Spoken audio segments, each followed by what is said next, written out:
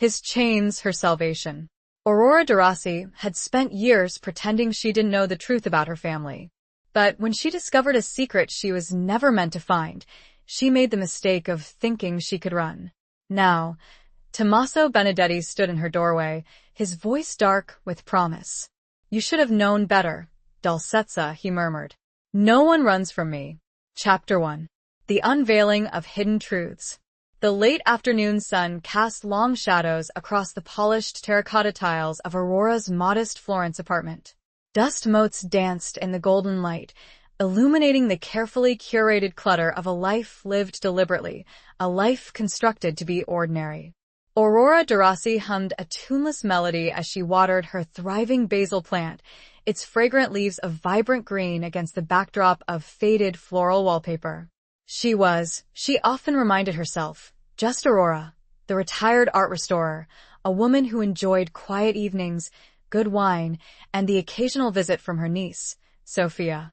Not Aurora Darasi, daughter of the infamous Don Lorenzo Darasi, a name whispered with fear and respect in circles she'd desperately tried to leave behind. For 20 years, she'd succeeded. 20 years since she'd walked away from the opulent, suffocating world of the Palazzo Darasi, the sprawling family estate overlooking the Arno River. 20 years since she'd last seen him. But secrets, like weeds, have a way of pushing through even the most carefully laid concrete. The discovery had been accidental, a consequence of her meticulous nature. She'd been cleaning out the attic, a task she'd put off for years, sifting through boxes of forgotten belongings. Amongst old photographs and chipped porcelain dolls, she'd found a small, locked wooden box. It was unassuming, almost plain, but the weight of it in her hands felt significant.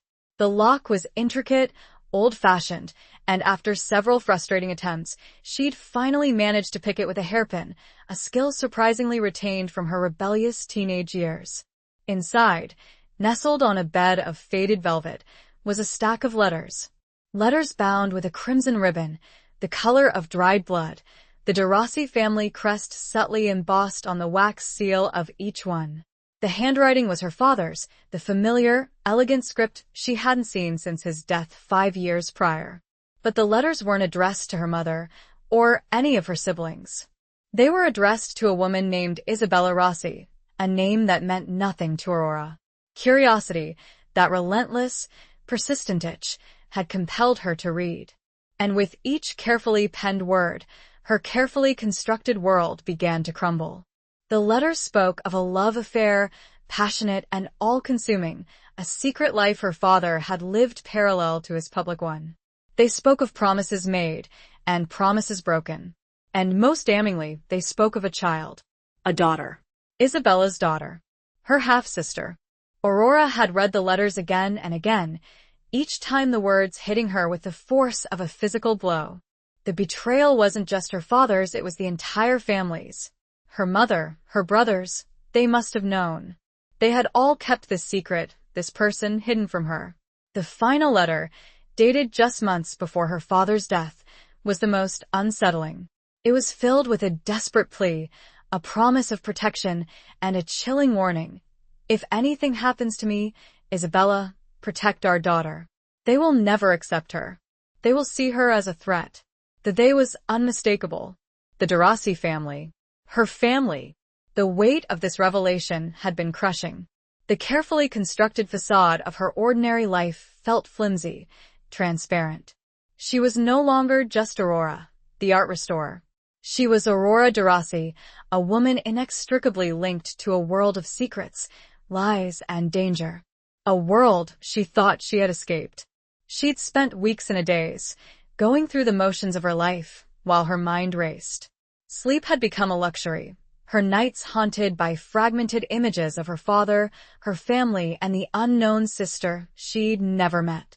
The vibrant colors of Florence seemed to fade, replaced by a pervasive grayness that mirrored her inner turmoil. Then, the fear had set in. A cold, creeping dread that coiled in her stomach. If her father had felt the need to protect his other daughter, what did that mean for her? Was she safe? Was anyone safe from the long reach of the Darasi family? Driven by a primal instinct to protect herself, and perhaps This unknown sister, Aurora, had made a decision. She would disappear. She would sell her apartment, pack a few essential belongings, and leave Florence. She would vanish, become someone else, somewhere else. A new name, a new life, far away from the shadows of her past. It was a foolish plan, born of desperation and naivete. She knew, deep down, that running wouldn't erase the truth. But the urge to flee, to escape the suffocating weight of her family's legacy, was overwhelming. She had just finished packing a small suitcase, her hands trembling slightly, when the doorbell rang. Her heart leaped into her throat. It was late, past the hour for casual visitors. Sophia always called first. A wave of dizziness washed over her, and she gripped the edge of the table for support. The doorbell rang again, more insistent this time, followed by a knock, firm and authoritative, that echoed through the small apartment. Aurora knew, with a chilling certainty, that her carefully constructed escape had already failed. She walked to the door, her legs feeling heavy, her breath caught in her chest. She hesitated for a moment, her hand hovering over the doorknob, before steeling herself and opening it. Standing in the hallway, bathed in the dim light of the overhead fixture, was a man she hadn't seen in 20 years. A man who haunted her dreams, a man who represented everything she'd tried to escape. Tommaso Benedetti. His hair was darker now, streaked with silver at the temples, and the lines around his eyes were deeper, etched by time and, she suspected, a life lived on the edges of darkness. But his eyes, those intense, dark eyes, were the same. They held the same unsettling mixture of power, intelligence, and a hint of something dangerous, something that had both terrified and captivated her all those years ago. He was dressed impeccably, as always, in a dark suit that seemed to absorb the light, his presence filling the small hallway, making it feel even smaller. He held himself with an air of quiet authority, a confidence that bordered on arrogance, a trait that was both infuriating and undeniably alluring. He looked at her, his gaze sweeping over her, taking in her disheveled appearance, the packed suitcase visible in the background. A faint smile played on his lips, a smile that didn't reach his eyes. "Aurora," he said, his voice a low, resonant murmur that sent a shiver down her spine. "It's been a long time." The years melted away, and she was once again the young, rebellious Aurora, caught in the magnetic pull of Tommaso Benedetti, her father's right-hand man, the enforcer of the Derossi family's will. The man she had been forbidden to love. The man she had loved anyway. "Tommaso," she whispered, her voice barely audible. He stepped closer, his presence overwhelming, the scent of his expensive cologne, a subtle blend of sandalwood and something darker, something untamed, filling her senses. "You should have known better, Dulcezza," he murmured, his voice dark with promise, the endearment a cruel mockery in the circumstances. "No one runs from me." The suitcase slipped from her grasp and fell to the floor with a thud, the sound echoing the sudden, crushing realization that her past had finally caught up with her. And she was utterly, terrifyingly, unprepared. Where was she supposed to even begin finding answers, when her very foundation had been ripped out from under her? Chapter 2. Shadows of the past resurface. The air in the small apartment thickened, heavy with unspoken words and the weight of 20 years of silence. Aurora stood frozen, the fallen suitcase a tangible symbol of her shattered escape plan. Tommaso remained in the doorway, an immovable force, his presence a stark reminder of the world she'd so desperately tried to leave behind. He hadn't aged badly, she thought irrelevantly, a nervous flutter in her chest. The silver at his temples only added to his distinguished air, and the lines around his eyes, while deeper, spoke of a life lived fully, if perhaps not always honestly. He still possessed that same dangerous charisma, that magnetic pull that had drawn her to him all those years ago, a pull she'd fought against with every fiber of her being. "What are you doing here, Tommaso?" she finally managed to ask, her voice trembling slightly despite her efforts to sound composed. She tried to inject a note of defiance into her tone, but it came out sounding weak, even to her own ears. He stepped fully into the apartment, closing the door behind him with a soft click that sounded ominous in the quiet space. He didn't answer her question immediately. Instead, his gaze swept over the room, taking in the details of her life, the simple furnishings, the artwork on the walls, the overflowing bookshelf. It was a life so different from the opulent world he inhabited, a life he likely couldn't comprehend. "You've made a cozy little nest for yourself, Aurora," he said finally, his voice neutral, devoid of any discernible emotion. He moved towards a window, his back to her, and gazed out at the darkening cityscape. The lights of Florence were beginning to twinkle, casting a warm glow on the ancient buildings. "It's my home," she replied, her voice a little stronger now. She straightened her shoulders, trying to project an air of confidence she didn't feel. "And you haven't answered my question." He turned back to face her, his dark eyes holding hers. "I think you know why I'm here, Dulcezza." The endearment, used again, felt like a subtle taunt, a reminder of their past, of the forbidden feelings that had simmered between them. She swallowed hard. "The letters." It wasn't a question. He nodded, a slight inclination of his head. "Your father's letters. To Isabella." "How did you know?" she asked, the question tumbling out before she could stop it. She hadn't told anyone, not even Sophia. She'd been too afraid, too uncertain of who to trust. A faint smile played on his lips, a smile that didn't reach his eyes. "Let's just say that very little happens within the Darassi family without my knowledge, Aurora. Especially when it involves sensitive information." The implication was clear. He had been watching her, monitoring her movements. The thought sent a chill down her spine. She was not as free as she had believed. She had never been free. "So you're here to what? Take me back?" she asked, her voice laced with bitterness. "Back to the palazzo? Back to the life I ran away from?" He moved closer, his presence filling the small space, making it difficult to breathe. He reached out and gently touched a strand of her hair, tucking it behind her ear. The gesture was surprisingly tender, and it caught her off guard. "I'm here to protect you, Aurora," he said, his voice low and earnest. "And to help you find your sister." His words were unexpected, and they threw her off balance. She had anticipated anger, threats, perhaps even violence. But not this. Not concern. "Protect me?" she repeated, her voice laced with disbelief. "From whom? My own family?" He sighed, a hint of weariness in his voice. "Your family is complicated, Aurora. You know that better than anyone. There are factions, rivalries, old grudges that run deep. Your father's secret had stirred up a hornet's nest. And my sister? Isabella's daughter? What about her? She's in danger, Aurora. More danger than you realize. Your father knew it. That's why he wrote those letters. He was trying to protect her, even from beyond the grave." "But why?" "Why would anyone want to harm her? She's just an innocent woman." Tommaso's expression hardened. "She's a Darassi, Aurora, even if she doesn't know it. And in our world, that makes her a target? A pawn in a game she doesn't even know she's playing." His words painted a grim picture, a world of shadows and intrigue, of ancient feuds and ruthless ambition.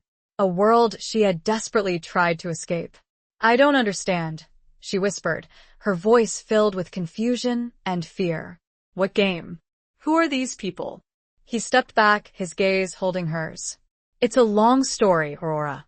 A story that goes back generations.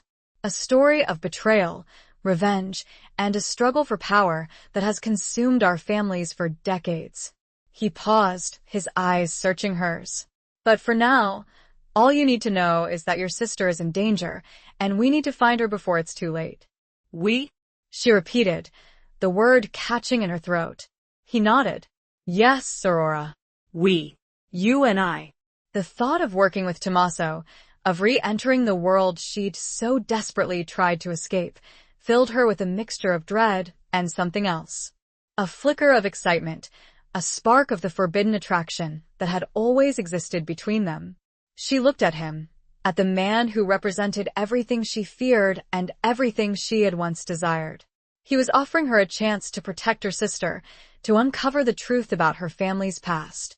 But it was a dangerous path, a path that could lead to heartbreak, betrayal, and possibly even death. Could she trust him? Could she trust the man who had been her father's enforcer, the man who embodied the very world she had run away from? The silence stretched between them, thick with unspoken questions and unresolved emotions. The city lights outside twinkled, casting long shadows across the room. The scent of basil, once a comforting reminder of her simple life, now seemed faint and insignificant, overshadowed by the weight of the past that had crashed into her present. The faint sounds of a distant siren wailed in the night, a subtle echo of the danger that now surrounded her. She had a decision to make, and the weight of it felt almost unbearable. What would she do? Chapter 3. An unwelcome return to Palazzo Derossi. The drive to Palazzo Derossi was a silent one, punctuated only by the low hum of the engine and the occasional sigh from Aurora. She sat stiffly in the passenger seat of Tommaso's sleek, black car, her gaze fixed on the passing scenery. The familiar streets of Florence, once a source of comfort and familiarity, now seemed alien and threatening. The city lights gradually gave way to the winding roads that led up into the hills overlooking the Arno River. The air grew cooler, carrying the scent of pine and damp earth. Aurora shivered, pulling her thin cardigan tighter around her. It wasn't just the cold, it was the growing sense of dread that coiled in her stomach. She hadn't been back to the palazzo in 20 years. 20 years of self-imposed exile, of carefully constructed distance. Now, she was returning, not as a triumphant prodigal daughter, but as a reluctant participant in a dangerous game she didn't understand. Tommaso remained silent, his focus on the road. He handled the car with the same quiet confidence and control that he exuded in every aspect of his life. She stole glances at him, studying his profile in the dim light of the dashboard. The strong jaw, the aquiline nose, the dark eyes that seemed to hold 1,000 secrets. He was an enigma, a man of contradictions, a protector and an enforcer, a friend and a foe. She wanted to ask him a million questions, to demand answers, to understand the complexities of the situation she found herself in. But the words caught in her throat. She was afraid of what she might learn, afraid of the truth that awaited her at the palazzo. As they approached the estate, the imposing wrought iron gates came into view, flanked by towering stone walls. The gates swung open silently, revealing the long, winding driveway that led up to the palazzo. The building itself was a magnificent structure, a testament to the Derossi family's wealth and power. It was built of pale stone, with soaring arches, intricate carvings, and sprawling terraces that overlooked the city below. In the darkness, the palazzo seemed even more imposing, more intimidating. The windows were dark, except for a few faint lights that glowed in the upper floors. It looked like a sleeping giant, a fortress guarding its secrets. Aurora's heart pounded in her chest. She felt a wave of nausea, a primal urge to turn and run. But it was too late. She was already inside the gates, already caught in the web of her family's legacy. Tommaso parked the car in front of the grand entrance, a massive wooden door adorned with the Derossi family crest, a snarling wolf's head. He turned off the engine, and the silence returned, even more profound now, broken only by the chirping of crickets and the distant rustling of leaves. He turned to her, his dark eyes searching hers. "Are you ready, Aurora?" She swallowed hard, trying to muster a semblance of courage. "I don't know," she admitted, her voice barely a whisper. "I don't know what to expect." He reached out and gently took her hand, his touch surprisingly warm and reassuring. "I'll be with you," he said, his voice low and earnest. "I won't let anything happen to you." His words, while meant to be comforting, sent a shiver of apprehension down her spine. She knew, deep down, that he couldn't protect her from everything. He couldn't protect her from the truth, from the secrets that were about to be revealed. They stepped out of the car, and the cool night air enveloped her. She took a deep breath, trying to steady her nerves. The palazzo loomed above her, a silent witness to generations of Derossi history, a history that was now inextricably linked to her own. Tommaso led her towards the entrance, his hand still holding hers. The massive wooden door creaked open as they approached, revealing a dimly lit hallway. A figure emerged from the shadows, a tall, imposing woman with silver hair pulled back into a severe bun. "Signor Benedetti," she said, her voice formal and respectful. "We were expecting you." "Maria," Tommaso replied, his voice equally formal. "This is Aurora de Rossi. She will be staying with us for a while." Maria's eyes widened slightly, her gaze shifting to Aurora. She studied her for a moment, her expression unreadable. Aurora felt a wave of unease. She recognized Maria, the longtime housekeeper of the palazzo, a woman who had been with the family for as long as she could remember. Maria knew everything that happened within these walls. She knew all the secrets. "Signorina de Rossi," Maria said finally, her voice betraying a hint of surprise. "Welcome back."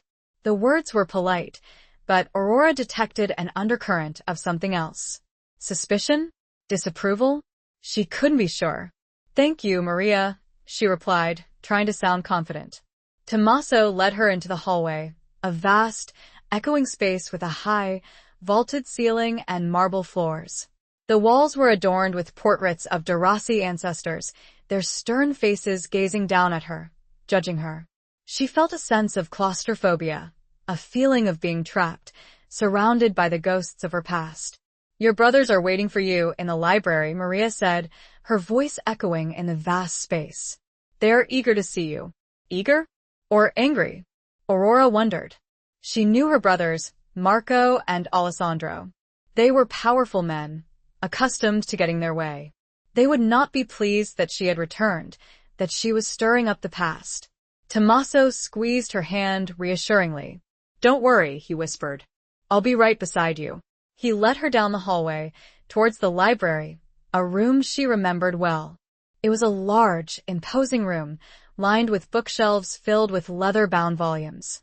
A massive fireplace dominated one wall, and a large, ornate desk sat in the center of the room.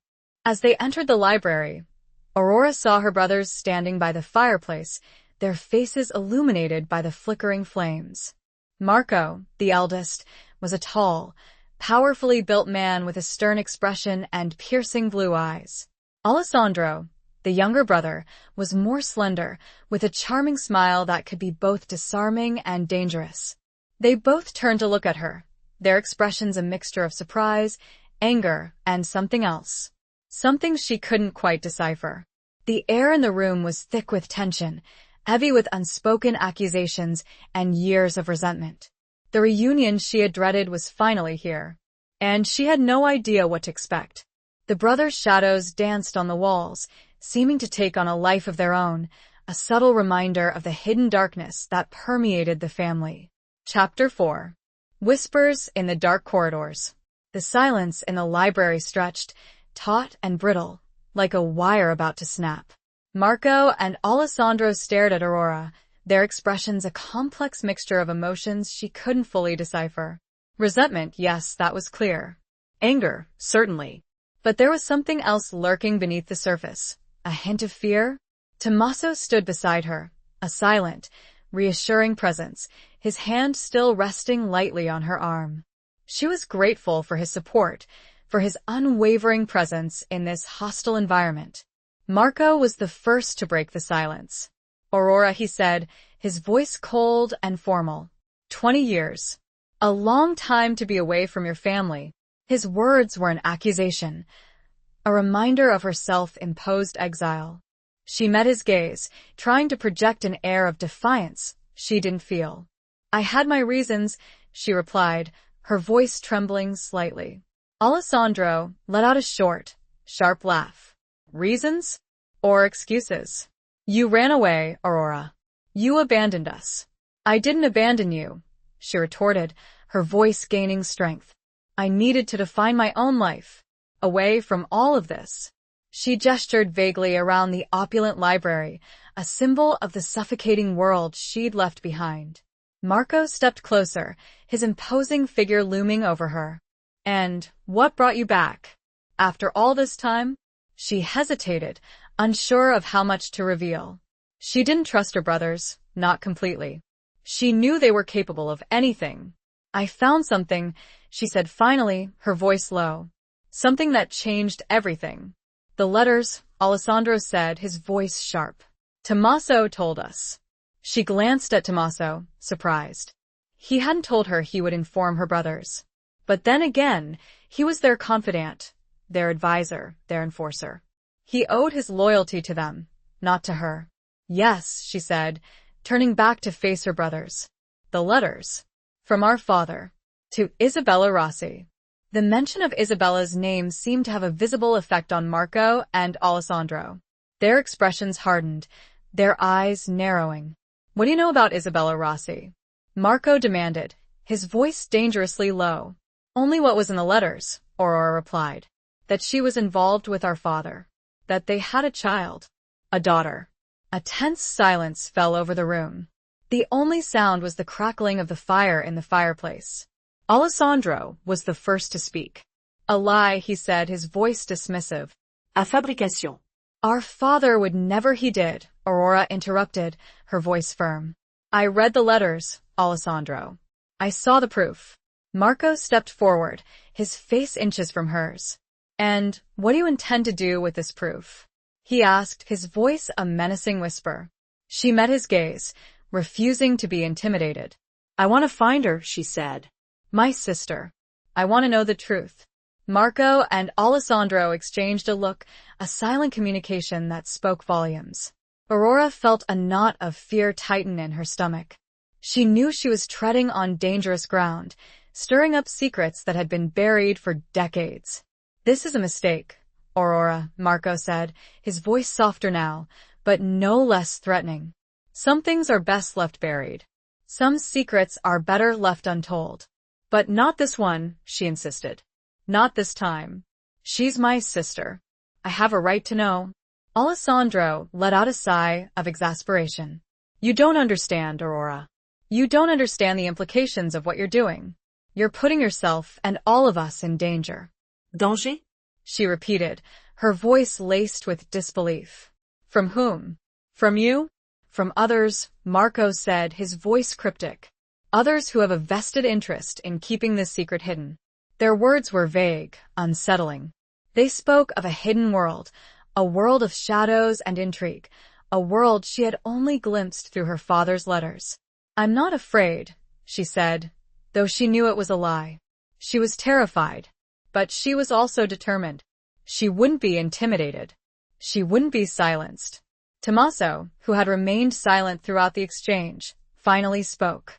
She's right, he said, his voice calm and authoritative. The truth needs to come out. And Aurora has a right to know her sister.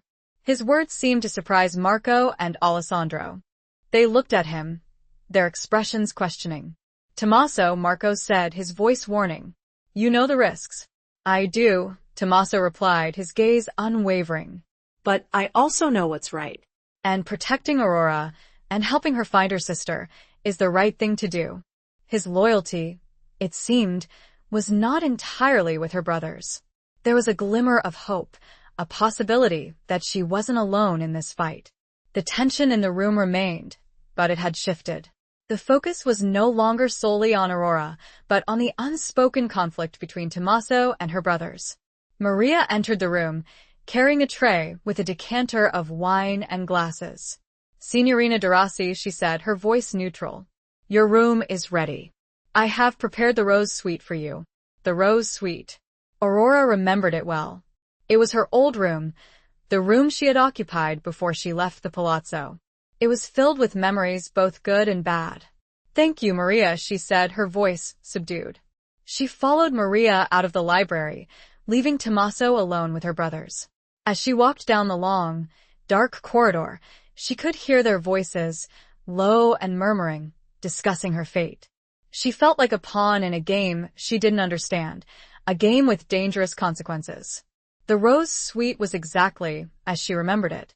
The walls were painted a soft rose pink, and the furniture was antique, elegant, and slightly worn. A large four-poster bed dominated the room, draped with heavy silk curtains. A window overlooked the gardens, now shrouded in darkness. She walked to the window and gazed out at the night. The city lights twinkled in the distance, a reminder of the world as she had left behind. A world that now seemed a million miles away. She was back in the Palazzo Derossi, surrounded by secrets and lies, caught in a web of family intrigue. And she had no idea what the future held, except that finding the sister she never knew might be the very thing that ripped her apart. Or completed her in ways she couldn't imagine. Chapter 5. The Weight of Family Secrets. Sleep eluded Aurora. The Rose Suite, despite its familiar surroundings, felt alien and unsettling. The heavy silk curtains, the antique furniture, the faint scent of roses that permeated the air, all of it was a reminder of the life she had tried to escape, a life she was now forced to confront. She tossed and turned in the large four-poster bed, her mind racing with unanswered questions and a growing sense of unease. The conversation with her brothers had left her shaken, their veiled threats and cryptic warnings echoing in her ears. Who were these others they spoke of? What were they so afraid of? And what about Tommaso? His unexpected support had surprised her, but she still couldn't fully trust him. He was too deeply intertwined with her family's history, too much a part of the world she was trying to understand. She got out of bed and walked to the window, drawing back the heavy curtains. The moon was full, casting a silvery glow over the gardens below. The palazzo was silent, shrouded in darkness, except for a few faint lights that flickered in the distance. She thought of her sister, the unknown woman who shared her blood, the woman her father had tried to protect. Where was she? Was she safe? Did she even know of her existence? The weight of her family's secrets pressed down on her, a suffocating burden. She felt a wave of loneliness, a longing for connection, for someone who understood her, someone she could trust. She wrapped her arms around herself, trying to ward off the chill that seeped into her bones. It wasn't just the cold night air, it was the coldness of her family, the coldness of the world she had been thrust back into. She remembered her father, Lorenzo Derossi, a powerful, charismatic man, adored by many, feared by even more. She had loved him, admired him, but she had also been afraid of him. He had ruled his family with an iron fist, demanding absolute loyalty and obedience. She had always felt like an outsider in her own family, a rebel, a dreamer, someone who didn't quite fit in. Her brothers, Marco and Alessandro, had embraced their roles as heirs to the Derossi legacy. They had thrived in the world of power and privilege, while she had yearned for something more, something real, something authentic. That's why she had run away. She had needed to escape the suffocating atmosphere of the palazzo, the constant pressure to conform, the endless cycle of secrets and lies. She had found solace in art, in the beauty and order of the past. She had become an art restorer, dedicating her life to preserving the works of others, to bringing beauty back to life. It was a quiet, solitary life, a life far removed from the chaos and drama of her family. But now, the past had caught up with her. The secrets she had tried to bury had resurfaced, forcing her to confront the truth about her family, about herself. She heard a soft knock on the door, and her heart leaped into her throat. She hesitated for a moment, wondering who it could be. Aurora?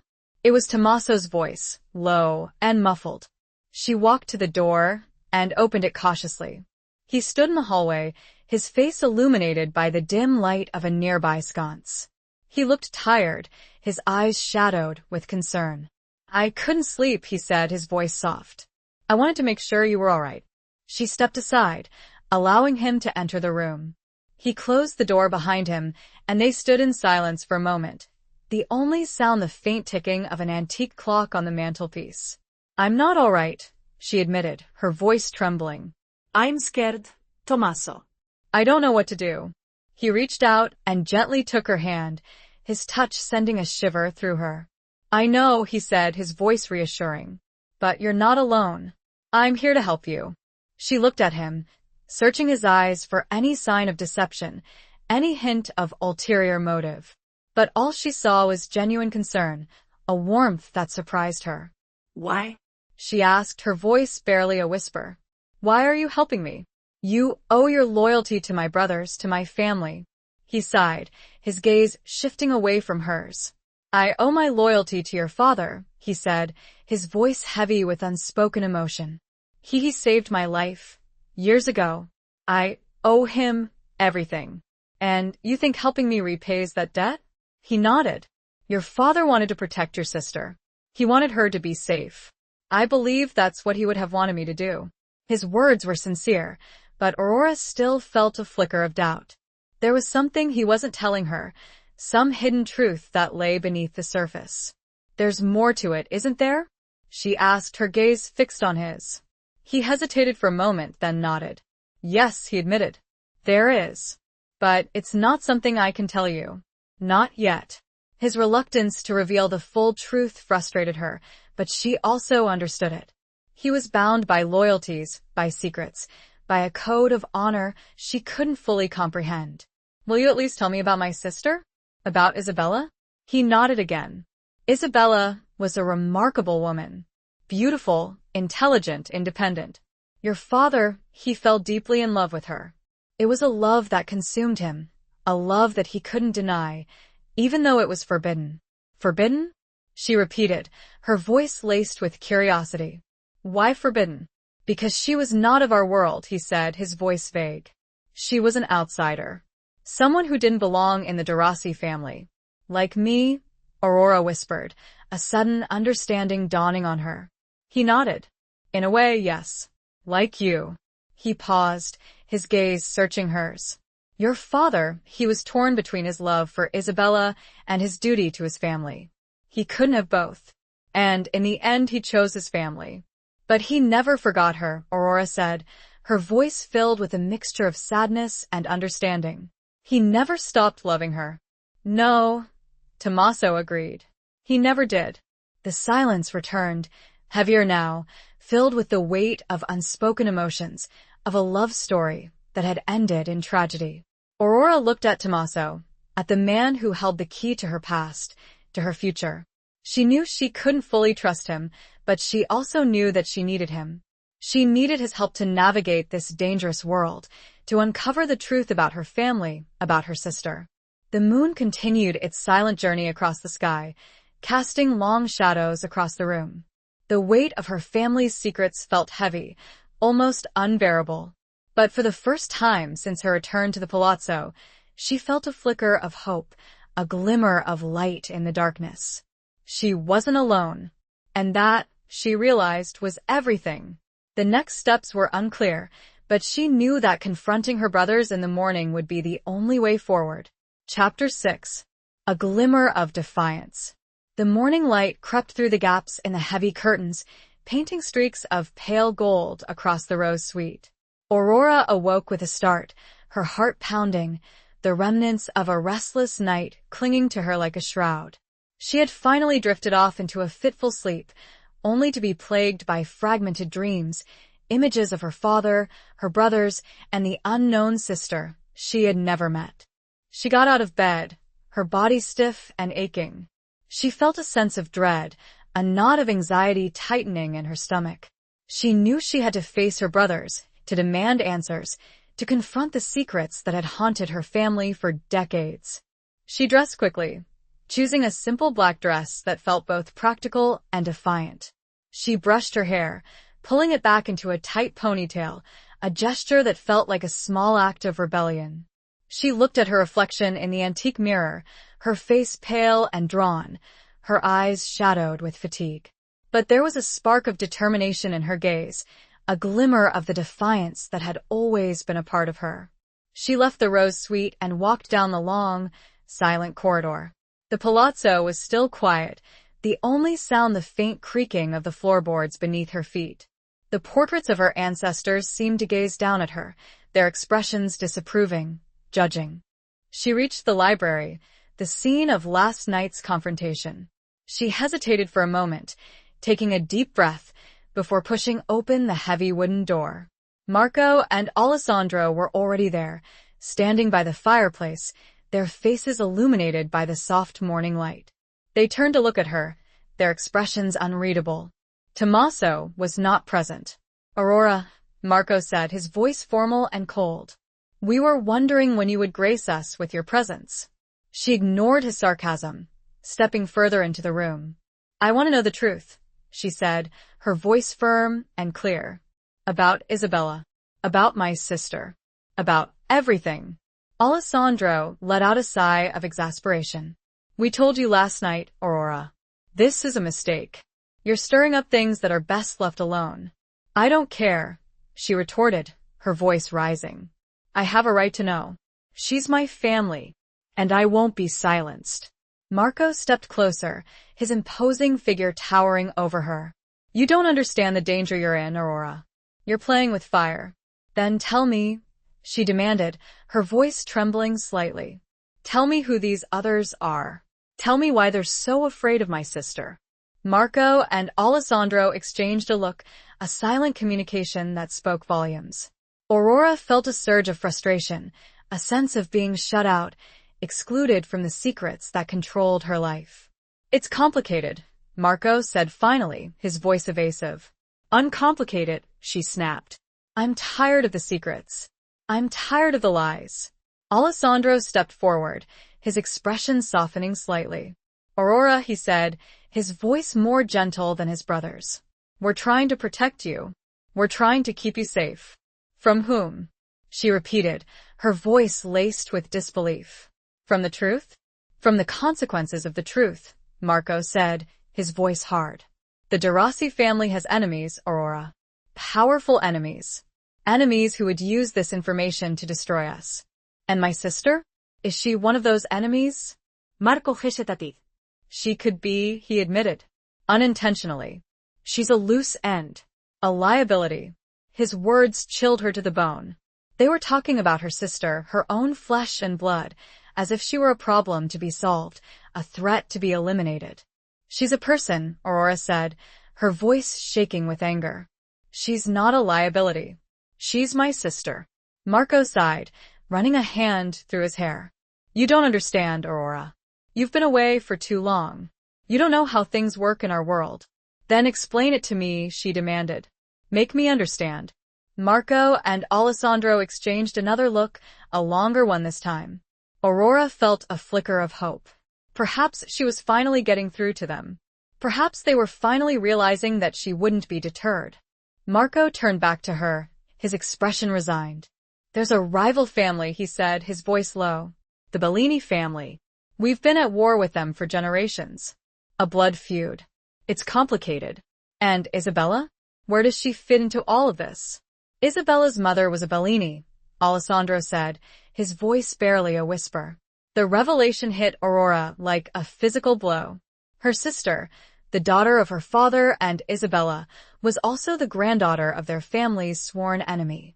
It was a tangled web of love, betrayal, and ancient feuds, a story that seemed ripped from the pages of a tragic opera. "So, my sister, she's both a de Rossi and a Bellini?" she asked, her voice filled with disbelief. Marco nodded. "Yes. And that makes her a threat to both families." The weight of this new information was almost unbearable. Her sister wasn't just an innocent woman caught in the crossfire, she was the embodiment of the conflict that had consumed her family for generations. "I need to find her," Aurora said, her voice filled with a newfound urgency. "I need to warn her." "It's too dangerous," Marco insisted. "The Bellinis, they're ruthless. They won't hesitate to I don't care." Aurora interrupted, her voice rising. "She's my sister. I have to try." She looked at her brothers, her gaze unwavering. "I need your help," she said. "I can't do this alone." Marco and Alessandro looked at each other, their expressions conflicted. They were torn between their loyalty to their family, their fear of the Bellinis, and perhaps a flicker of compassion for their sister. The silence stretched, taut and tense. The morning light streamed through the window, illuminating the dust motes that danced in the air. The fate of her sister, the future of the de Rossi family, hung in the balance. And Aurora knew that she would stop at nothing to find the truth, to protect the woman she had never met, the woman who shared her blood. She had found a voice she didn't know existed, and it was not going to be silenced. Chapter 7. Tommaso's unspoken history. The tension in the library remained, a palpable force hanging heavy in the air. Marco and Alessandro were clearly conflicted, torn between their ingrained caution and Aurora's desperate plea. The revelation of her sister's dual heritage, a De Rossi and a Bellini, had added another layer of complexity to an already fraught situation. Before either brother could respond, the library door opened and Tommaso entered. He stopped short, taking in the scene before him, his gaze sweeping from Aurora's defiant stance to the troubled expressions of Marco and Alessandro. "What's going on here?" he asked, his voice calm but edged with a hint of steel. Marco sighed, running a hand through his hair. "Aurora is insistent on finding her sister. And we've been trying to explain the dangers involved," Alessandro added, his voice weary. Tommaso's gaze shifted to Aurora. "Is this true?" She nodded, her chin held high. "I need to find her, Tommaso. I need to warn her. She's in danger." He studied her for a moment, his dark eyes searching hers. He seemed to understand the depth of her determination, the unwavering resolve that had taken root within her. "I understand," he said finally, his voice softening. "But you can't do this alone." "I know," she replied. "I asked for their help." She gestured towards her brothers. "But they are concerned for your safety," Tommaso finished for her, his gaze shifting to Marco and Alessandro.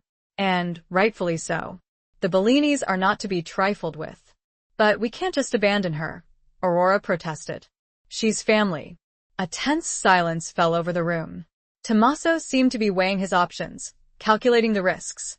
He was the key, Aurora realized. He held the power to sway her brothers, to convince them to help. "We need a plan," Tommaso said finally, his voice decisive. "A way to find her without alerting the Bellinis. A way to protect her and Aurora." Marco and Alessandro looked at him, their expressions questioning. They were accustomed to Tommaso's strategic mind, his ability to navigate the treacherous waters of their world. "What do you suggest?" Marco asked, his voice cautious. Tommaso began to outline a plan, his voice low and measured. He spoke of using discreet contacts, of gathering information without raising suspicion, of finding a safe haven for Aurora's sister. He spoke of a network of allies, of people who owed the De Rossi family favors, of resources that could be tapped into. As he spoke, Aurora watched him, fascinated by his command of the situation, his ability to weave a strategy out of the chaos. He was a master of this world, a world of secrets and intrigue, a world she was only beginning to understand. But there was something else that intrigued her, something that went beyond his strategic brilliance. It was the way he spoke of her sister, the way he seemed to genuinely care about her safety, about her well-being. It was a concern that went beyond duty, beyond loyalty to the De Rossi family. She remembered what he had told her the previous night, about his debt to her father, about his promise to protect her sister. But there was something more. She sensed it, a deeper connection, a hidden history that he hadn't revealed. After he finished outlining the plan, Tommaso turned to Aurora. "It won't be easy," he said, his voice serious. "And it will be dangerous. Are you sure you're ready for this?" She nodded, her gaze unwavering. "I have to be," she replied. "For her." He reached out and gently touched her arm, his touch sending a familiar shiver through her. "I'll be with you," he said, his voice reassuring. "Every step of the way." His words, his presence, gave her strength, a courage she didn't know she possessed. She felt a flicker of hope, a belief that she might actually succeed in this seemingly impossible task. Later that evening, after a tense dinner with her brothers, where the plan was discussed in more detail, Aurora found herself alone with Tommaso in the palazzo's gardens. The moon was hidden behind clouds, casting the gardens in deep shadow. The air was cool, carrying the scent of damp earth and night-blooming jasmine. "Tommaso," she said, her voice soft. "There's something you're not telling me. About your connection to Isabella. To my sister." He stopped walking, turning to face her. He sighed, his expression troubled. He looked older in the dim light, the lines around his eyes more pronounced, the weight of his past etched on his face. "It's a long story," he said, his voice hesitant. "I have time," she replied, her gaze fixed on his. He hesitated for a moment longer, then began to speak, his voice low and filled with a mixture of regret and longing. Years ago, he began, before I worked for your father, I knew Isabella. We were close. Aurora's heart skipped a beat. Close? She repeated, her voice barely a whisper. He nodded. We were in love, he admitted, the words raw with emotion. The revelation stunned her. Tommaso, her father's enforcer, the man who embodied the Derossi family's power and ruthlessness, had been in love with Isabella, the woman her father had also loved, the woman who had borne his child. You loved her? She asked, her voice filled with disbelief. He nodded again, his gaze fixed on the ground. Yes, he said, his voice heavy with unspoken emotion. I loved her very much. But you weren't. I wasn't her father's choice. He finished for her, his voice bitter. I wasn't a Derossi. I wasn't suitable. He looked at her. Eyes that were once filled with such fire were filled with a sadness, so deep she felt an answering ache. My love, he said, quietly, was the kind that burned quickly and brightly. But hers and your father's was an enduring coal fire. Powerful. Long-lasting. He knew I could not offer her the world the way he could. He took a deep breath. It doesn't matter now, anyway. But the child, your niece? A flicker of pain crossed his face. I didn't know, he said quietly. Not until much later. The weight of all he did not say, and all she now understood hung between them. He had loved Isabella. He had lost her to Aurora's father. And he'd never known about his own child, his own flesh and blood. And Aurora had appeared, unknowingly pulling at threads. Chapter 8. The Dance of Deception and Desire. The revelation of Tommaso's past love for Isabella hung heavy in the air, adding another layer of complexity to their already fraught relationship. Aurora looked at him with new eyes, seeing not just her father's enforcer, but a man who had experienced love and loss, a man who carried his own burdens of regret and unspoken grief. The following days were a whirlwind of activity, a carefully orchestrated dance of deception and intrigue. Tommaso, using his vast network of contacts, began to gather information about Aurora's sister, discreetly, cautiously, avoiding any hint of suspicion that might alert the Bellinis. Aurora, meanwhile, found herself drawn into this world of shadows and secrets, a world she had always shunned. She learned to observe, to listen, to decipher the unspoken messages that flowed beneath the surface of polite conversation. She learned to read the subtle cues, the body language, the hidden meanings that revealed the intricate web of alliances and rivalries that defined the Derossi family's existence. She spent hours with Tommaso, poring over documents, studying maps, analyzing fragments of information. They worked together, their minds in sync, their shared goal to find her sister, creating an unlikely bond between them. But the closer they got to the truth, the more dangerous their situation became. The Bellinis were a constant threat, an unseen presence lurking in the shadows, their power and ruthlessness a palpable force. Aurora found herself increasingly drawn to Tommaso, her feelings a confusing mixture of gratitude, respect, and something that stirred a long-dormant desire within her. She remembered the forbidden attraction that had simmered between them 20 years ago, the spark that had been extinguished by circumstance and duty. Now, that spark was rekindled, fueled by their shared danger, their shared purpose, and the undeniable chemistry that crackled between them. She caught herself watching him, studying the lines of his face, the way his dark eyes seemed to hold 1,000 secrets, the way his hand would occasionally brush against hers, sending a shiver through her. She found herself drawn to his strength, his intelligence, his quiet confidence, and the surprising vulnerability he had revealed when he spoke of Isabella. But she knew it was dangerous, this attraction, this forbidden desire. He was still Tommaso Benedetti, her father's right-hand man, the enforcer of the Derossi family's will. He was a man bound by loyalty, by duty, by a code of honor she couldn't fully comprehend. And she was Aurora Derossi, a woman caught in a web of family secrets, a woman who had always been an outsider, a rebel, someone who didn't quite belong. She tried to suppress her feelings, to focus on the task at hand, to find her sister. But the attraction was undeniable, a magnetic pull that drew her to him, despite the risks, despite the dangers. One evening, after a long day of fruitless searching, they found themselves alone in the palazzo's library. The room was dimly lit, the only sound the crackling of the fire in the fireplace.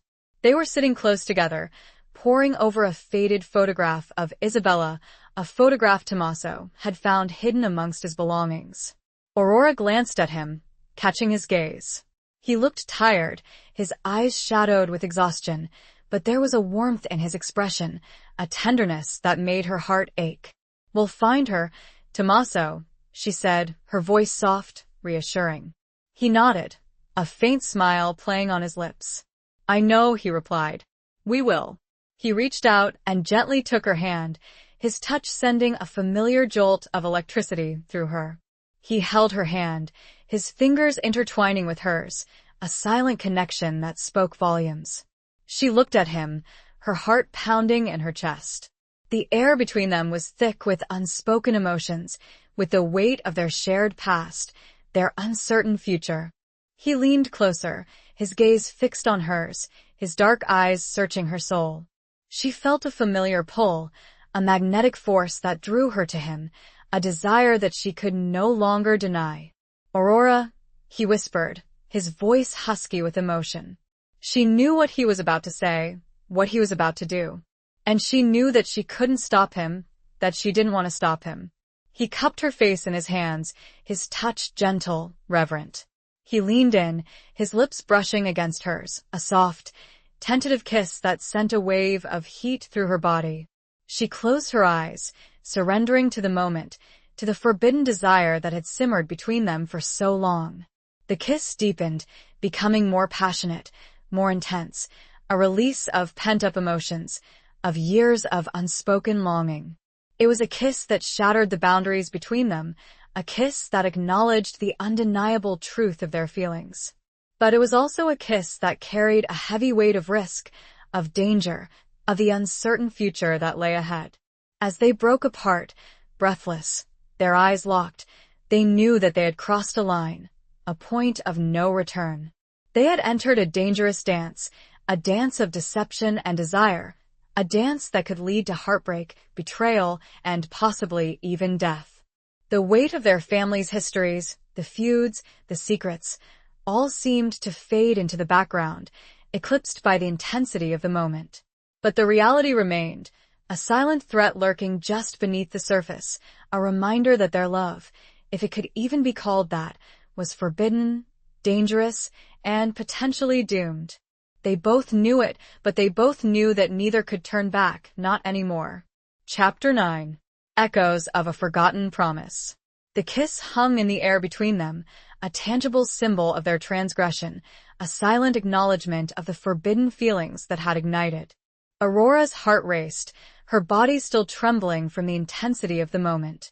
She looked at Tommaso, his dark eyes filled with a mixture of desire and apprehension, a mirror of her own conflicted emotions. They stood in silence for a moment, the only sound the crackling of the fire in the fireplace, a subtle reminder of the heat that had flared between them. The reality of their situation, the dangers that surrounded them, slowly began to creep back into their consciousness, casting a shadow over the fragile intimacy they had shared. Tommaso was the first to break the silence. "Aurora," he said, his voice husky, his hand still gently caressing her cheek. "I shouldn't have done that." She met his gaze, her own eyes filled with a mixture of longing and regret. "I know," she whispered, "but I didn't want you to stop." He sighed, a hint of anguish in his voice. "This is complicated, Aurora. Dangerous." "I know," she repeated, "but I can't help how I feel." He closed his eyes for a moment, as if trying to regain control of his emotions. When he opened them again, there was a flicker of resolve in his gaze. "We need to be careful," he said, his voice firmer now. "We can't let our feelings cloud our judgment. We have a mission. To find your sister."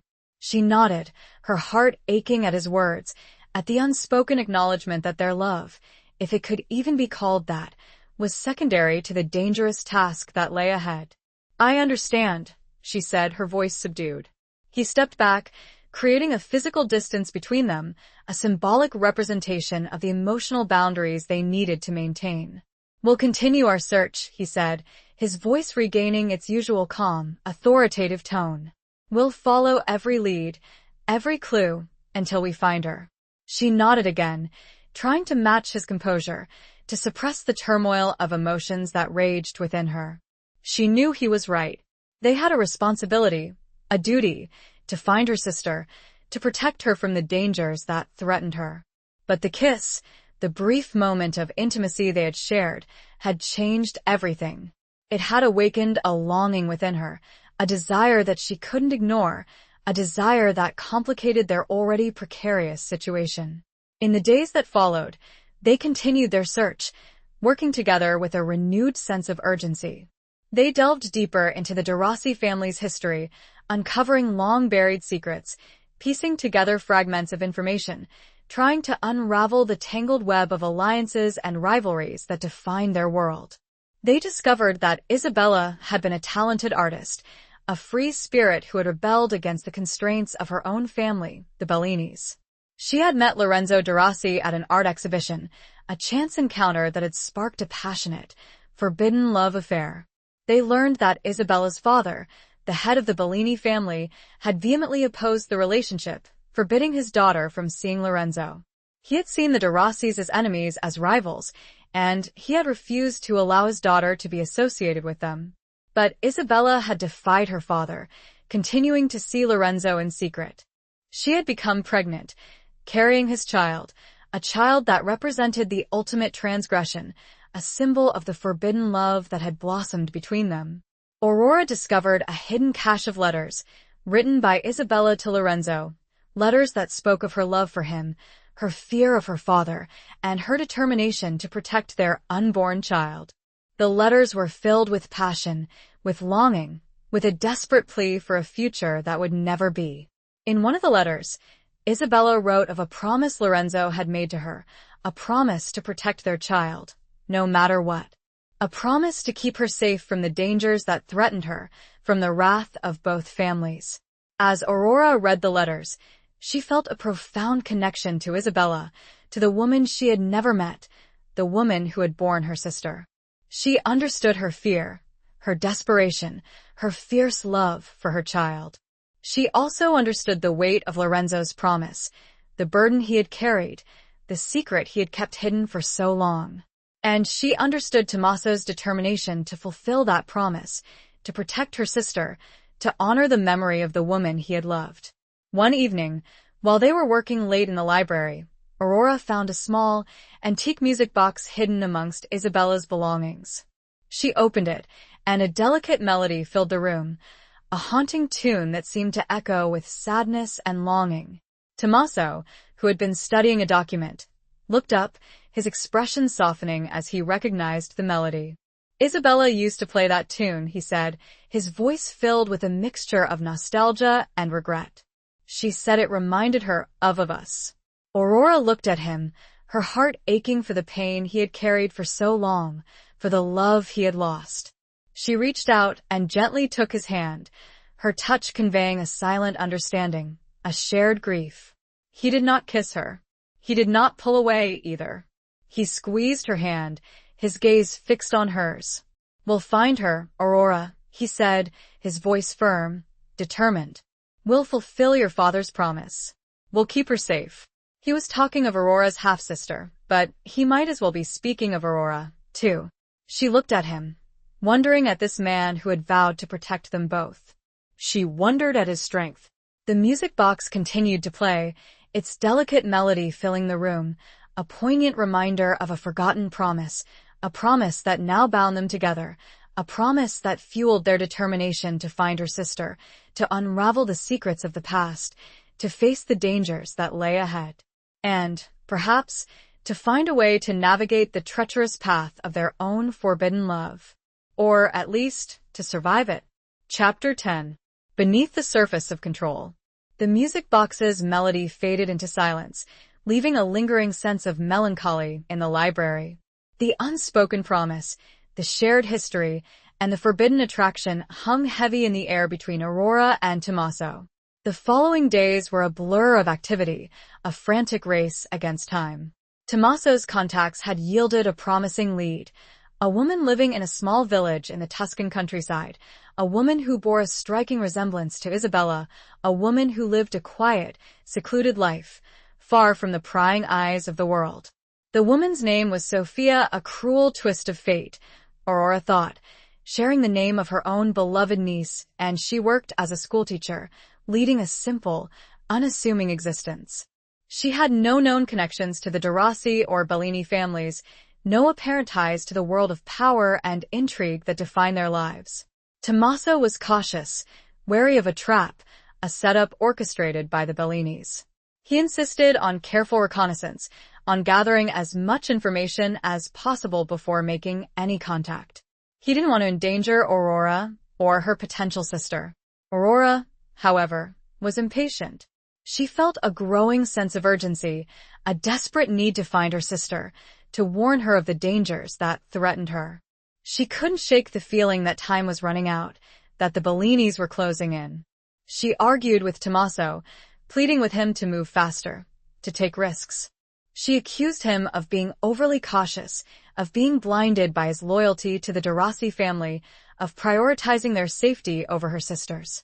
Their arguments became more frequent, more intense, fueled by their shared anxiety, their fear, and the unspoken tension that simmered between them.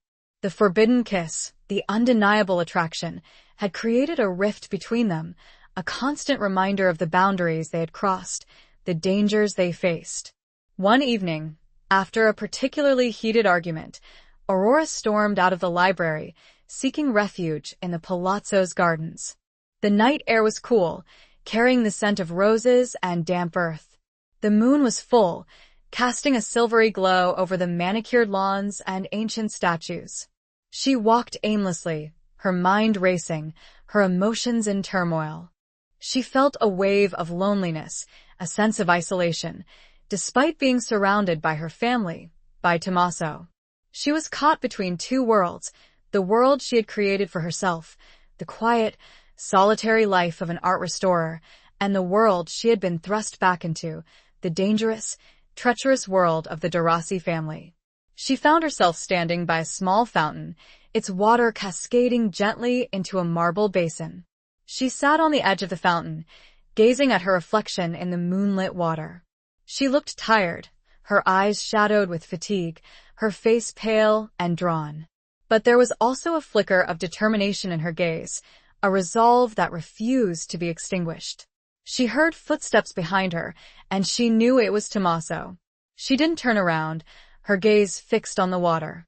He sat beside her, not touching her, respecting the distance she had created. They sat in silence for a moment, the only sound the gentle splashing of the fountain. "I'm sorry," he said finally, his voice soft, regretful. I let my fear get the better of me." She turned to look at him, her expression softening. "I know," she said. Overacted. He sighed, running a hand through his hair. "This is difficult, Aurora. For both of us." "I know," she repeated. "But I can't help feeling that we're running out of time." He nodded, his gaze fixed on the fountain. "I understand," he said. "But we need to be careful. We can't afford to make any mistakes." "I know," she said for the third time, the words feeling hollow, inadequate. He turned to her, his dark eyes searching hers. "There's something you should know," he said, his voice hesitant. "Something about Sophia.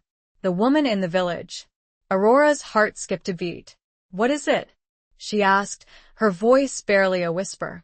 "My contacts, they discovered something," he said. "Something that complicates things." "What?" she repeated, her voice laced with apprehension. "Sophia, she's not just a schoolteacher," he said. "She's also an artist. A very talented artist." Aurora frowned, confused. "What does that have to do with anything?" "Her art," Tommaso said, his voice low. "It's distinctive, unique, and it's been gaining attention. In certain circles." "What circles?" Aurora asked, a knot of dread tightening in her stomach. "The art world," Tommaso said. "But not just the legitimate art world. The underworld. The black market. Aurora's blood ran cold. The black market. A world of stolen art, of forgeries, of dangerous deals and ruthless criminals. A world that was inextricably linked to the de Rossi and Bellini families. You think she's involved? Aurora asked, her voice trembling. Tommaso hesitated. I don't know, he admitted. But it's a possibility. A possibility we can't ignore. The implications were terrifying. If Sofia was involved in the black market, she was not just an innocent woman caught in the crossfire, she was a player, a participant in a dangerous game. A game that could have deadly consequences. Aurora felt a wave of despair, a sense of hopelessness. It seemed that every step they took, every clue they uncovered, only led them deeper into a labyrinth of secrets and lies, a maze of danger and intrigue. Tommaso must see her despair. We will get through this, he told her. We must. He sounded so sure, so confident. Aurora wanted to believe him. She had to believe him. Because if he was right, there was hope for them all. If he was wrong, Aurora did not want to contemplate that reality. The night seemed to grow colder. Chapter 11. A crack in the armor. The revelation that Sofia, Aurora's potential sister, might be involved in the black market art world cast a long shadow over their efforts. The sense of urgency intensified, but now was mingled with a new layer of apprehension, a fear that they were walking into a trap far more dangerous than they had anticipated. Tommaso, despite his outward calm, was visibly shaken. He retreated further into himself, becoming even more cautious, more meticulous in his planning. He spent hours on the phone, talking to his contacts, gathering information, trying to piece together the puzzle of Sofia's life, her connections, her potential involvement in the illicit art trade. Aurora, meanwhile, felt increasingly frustrated by his caution, his reluctance to take action. She understood the risks, but she couldn't shake the feeling that they were losing precious time, that Sofia might be in imminent danger. Their differing approaches led to further friction, to strained silences and veiled accusations. The forbidden kiss, the unspoken desire, remained a constant undercurrent, a reminder of the personal stakes involved, the emotional turmoil that threatened to derail their mission. One evening, after another fruitless day of investigation, Aurora confronted Tommaso in his study, a small, cluttered room filled with books, maps, and documents. He was sitting at his desk, his face illuminated by the harsh glow of a desk lamp, his eyes shadowed with fatigue. We need to go to the village, Aurora said, her voice firm, determined. We need to see her, talk to her, find out the truth. Tommaso looked up, his expression weary. We're not ready, he said. We don't have enough information. We'll never have enough information, Aurora retorted, her voice rising. We're chasing shadows, Tommaso. We need to confront this head on. He sighed, running a hand through his hair. It's too dangerous, Aurora. We don't know what we're walking into. And we never will. If we just sit here, analyzing every scrap of paper, she snapped. We need to take a risk. I can't risk your safety, he said, his voice low, intense. And what about her safety? Aurora challenged him. What about Sofia's safety? Are we just going to abandon her? He flinched, his eyes narrowing. You know that's not what I'm suggesting. Then what are you suggesting? She demanded. That we just wait? Wait for the Bellinis to find her? Wait for something terrible to happen? He stood up, his chair scraping against the wooden floor. He walked towards her, his imposing figure looming over her. I'm trying to protect you, Aurora, he said, his voice a menacing whisper. Both of you. I don't need your protection, she retorted, her voice trembling slightly, but holding her ground. I need your help. I need you to trust me.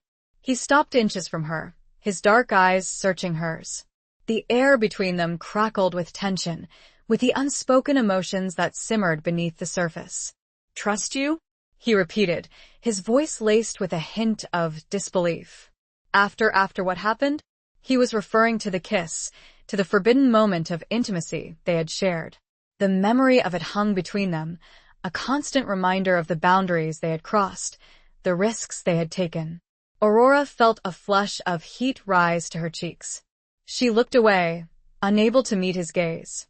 That was a mistake, she whispered, her voice barely audible. Was it? He asked, his voice soft, probing.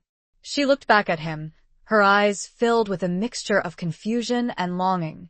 I don't know, she admitted. He reached out and gently touched her face, his fingers tracing the line of her jaw. The touch sent a shiver through her, a familiar spark of desire. I don't regret it, he said, his voice husky with emotion. But it complicates things. I know, she said, her voice trembling. He leaned closer, his breath warm on her face. She closed her eyes, anticipating another kiss, a repeat of the forbidden moment that had ignited their passions. But the kiss didn't come. Instead, he pulled back, his hand dropping from her face. We can't do this, Aurora, he said, his voice filled with regret. Not now. Not until we find your sister. Not until we know she's safe. His words were a blow, a rejection that cut her to the core. She understood his reasoning, his sense of duty, his responsibility to protect her. But it didn't lessen the pain, the sting of his refusal. She stepped back, creating a physical distance between them. Fine, she said, her voice cold, detached. We'll do it your way. We'll wait. She turned and walked out of the study, leaving him alone in the dim light. She felt a wave of anger, of frustration, of disappointment. She had allowed herself to be vulnerable, to reveal her feelings, only to be rebuffed, rejected. She went to her room, the Rose Suite, her sanctuary, her prison. She sat on the edge of the bed, her hands clenched into fists. She felt a crack in her armor, a fissure in the carefully constructed facade of strength and defiance she had erected. She had always been an outsider, a rebel, someone who didn't quite fit in. She had learned to rely on herself, to protect herself, to keep her emotions hidden. But Tommaso had breached her defenses, had awakened a longing within her, a desire that she couldn't ignore. And now he had rejected her. He had chosen duty over desire, responsibility over passion. He had reminded her, once again, that she was alone, that she couldn't trust anyone, not even him. Not fully. The night stretched before her, long and dark. She knew she wouldn't sleep. She knew that the fear, the uncertainty, the unspoken emotions would continue to haunt her. She had a decision to make, and the weight of it felt almost unbearable. She could not cower. Not now. Chapter 12. The Price of Loyalty.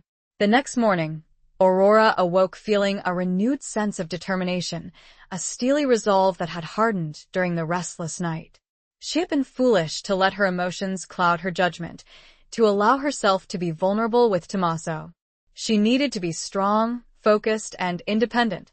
She needed to find her sister, with or without his help. She dressed quickly, choosing practical clothes that would allow her to move freely, unnoticed. She left the Rose Suite and went in search of her brothers. She found them in the breakfast room, a bright, airy space overlooking the gardens. They were sitting at a large table, finishing their breakfast, their expressions serious. I'm going to the village, Aurora announced, her voice firm and clear, interrupting their conversation. Marco and Alessandro looked up, surprised by her sudden appearance and her direct statement. What? Marco said, his voice laced with disbelief. Absolutely not. It's too dangerous. I'm not asking for your permission, Aurora retorted, her gaze unwavering. I'm informing you of my decision. Alessandro sighed, running a hand through his hair. Aurora, be reasonable. We've discussed this. We need a plan. We need to be careful. I've been careful, she snapped. And it's gotten us nowhere. I'm tired of waiting. I'm tired of the secrets. I'm going to find my sister. And what if the Bellinis are there? Marco challenged her. What if it's a trap? Then I'll deal with it, she replied, her voice defiant. I'm not afraid. Her brothers exchanged a look, a silent communication that spoke volumes. They knew she was stubborn, determined, and perhaps a little reckless. They also knew that they couldn't stop her. At least let us send someone with you, Alessandro pleaded. For protection. Aurora hesitated. She didn't want their help, their interference. But she also knew that she couldn't face the Bellinis alone. Fine, she agreed, reluctantly. But not Tommaso. I need some space from him. Marco and Alessandro exchanged another look, a flicker of understanding in their eyes. They knew something had happened between her and Tommaso, something that had created a rift between them. We'll send Antonio, Marco said, referring to one of their most trusted bodyguards, a silent, imposing man who had been with the family for years. He's discreet and reliable. Aurora nodded, accepting their compromise. I'll leave immediately, she said. She turned to leave, but Marco stopped her. Aurora, he said, his voice softer now, more concerned. Be careful. Please. She met his gaze, a flicker of gratitude in her eyes. Despite their differences, despite their strained relationship, she knew they cared about her in their own way. I will, she said, her voice subdued. She left the breakfast room, her heart pounding with a mixture of anticipation and dread. She was finally taking action, finally confronting the danger that had been lurking in the shadows. Antonio was waiting for her outside, a silent, watchful presence. He opened the car door for her, and they set off for the village, a journey that would take them into the heart of the Tuscan countryside, into the unknown. As they drove, Aurora gazed out the window, watching the landscape change from the bustling city of Florence to the rolling hills and vineyards of the countryside. The air was fresh, carrying the scent of pine and wildflowers. The beauty of the surroundings was a stark contrast to the darkness of her mission, the danger that awaited her. She thought of Sophia, her potential sister, the woman who lived a quiet, secluded life, unaware of the storm that was about to engulf her. She wondered what she would say to her, how she would explain the tangled web of family secrets, the ancient feuds, the forbidden love that had brought them together. She also thought of Tommaso, her heart aching with a mixture of anger, frustration, and longing. She had pushed him away, rejected his protection, his affection. She had chosen duty over desire, independence over connection. But she couldn't deny the feelings that still simmered beneath the surface, the undeniable attraction that had drawn them together, despite the risks, despite the dangers. She knew she had made the right decision, the only decision she could have made. She needed to be strong, to be in control, to protect herself and her sister. But a part of her, a small, vulnerable part, wished that things could be different, that she could allow herself to trust him, to lean on him, to surrender to the forbidden desire that consumed her. As they approached the village, a small, picturesque cluster of houses nestled amongst rolling hills, Aurora felt a surge of adrenaline, a heightened sense of awareness. She was entering enemy territory, a place where the Bellinis held sway, a place where danger lurked around every corner. Antonio parked near the outskirts. I will be nearby, he said in a low voice. But they must not see me. Not yet. She nodded, her gaze fixed on the village, on the life she was about to disrupt, on the secrets she was about to uncover. She took a deep breath, steeling herself for what lay ahead. She was Aurora de Rossi, a woman on a mission, a woman determined to find her sister, to protect her family, to confront the truth, no matter the cost. Even if the cost might end up being far too high for anyone to pay, including herself. Chapter 13. Revelations, under the moonlight. The village was quiet, almost eerily so. The narrow, cobblestone streets were deserted, the houses shuttered and silent. The only sound was the gentle breeze rustling through the leaves of the ancient olive trees that lined the outskirts of the village.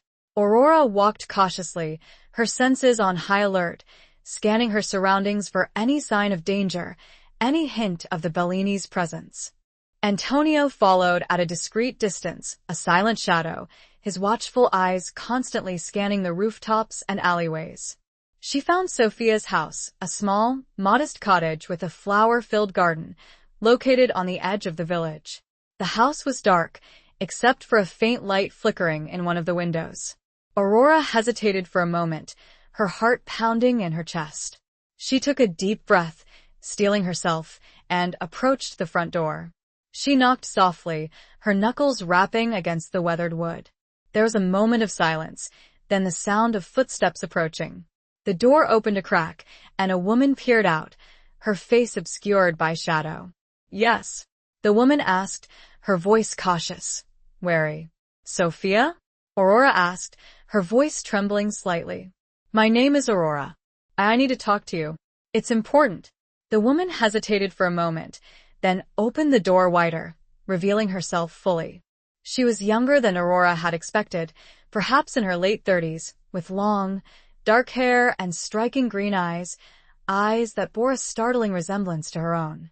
She was beautiful, with a delicate, ethereal quality that reminded Aurora of Isabella's portraits. How do you know my name? Sophia asked, her voice suspicious, her gaze fixed on Aurora. It's a long story, Aurora said, her voice faltering. Can I come in? Sophia hesitated again, then nodded, stepping aside to allow Aurora to enter. Antonio remained outside, hidden in the shadows, his presence a silent reassurance. The interior of the cottage was simple but charming, with whitewashed walls, wooden furniture, and colorful rugs scattered on the terracotta floor. The air was filled with the scent of herbs and wildflowers. Sophia led Aurora into a small sitting room, where a fire burned in a stone fireplace, casting a warm glow over the room. She gestured for Aurora to sit on a worn sofa, while she sat opposite her in an armchair. Now, Sophia said, her voice calm but firm. Tell me, who are you?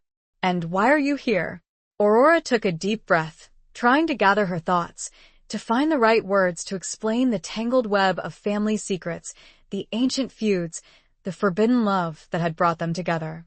My name is Aurora Darasi, she began, her voice trembling slightly. And I believe we're sisters. Sophia's eyes widened, her expression a mixture of shock and disbelief. Sisters?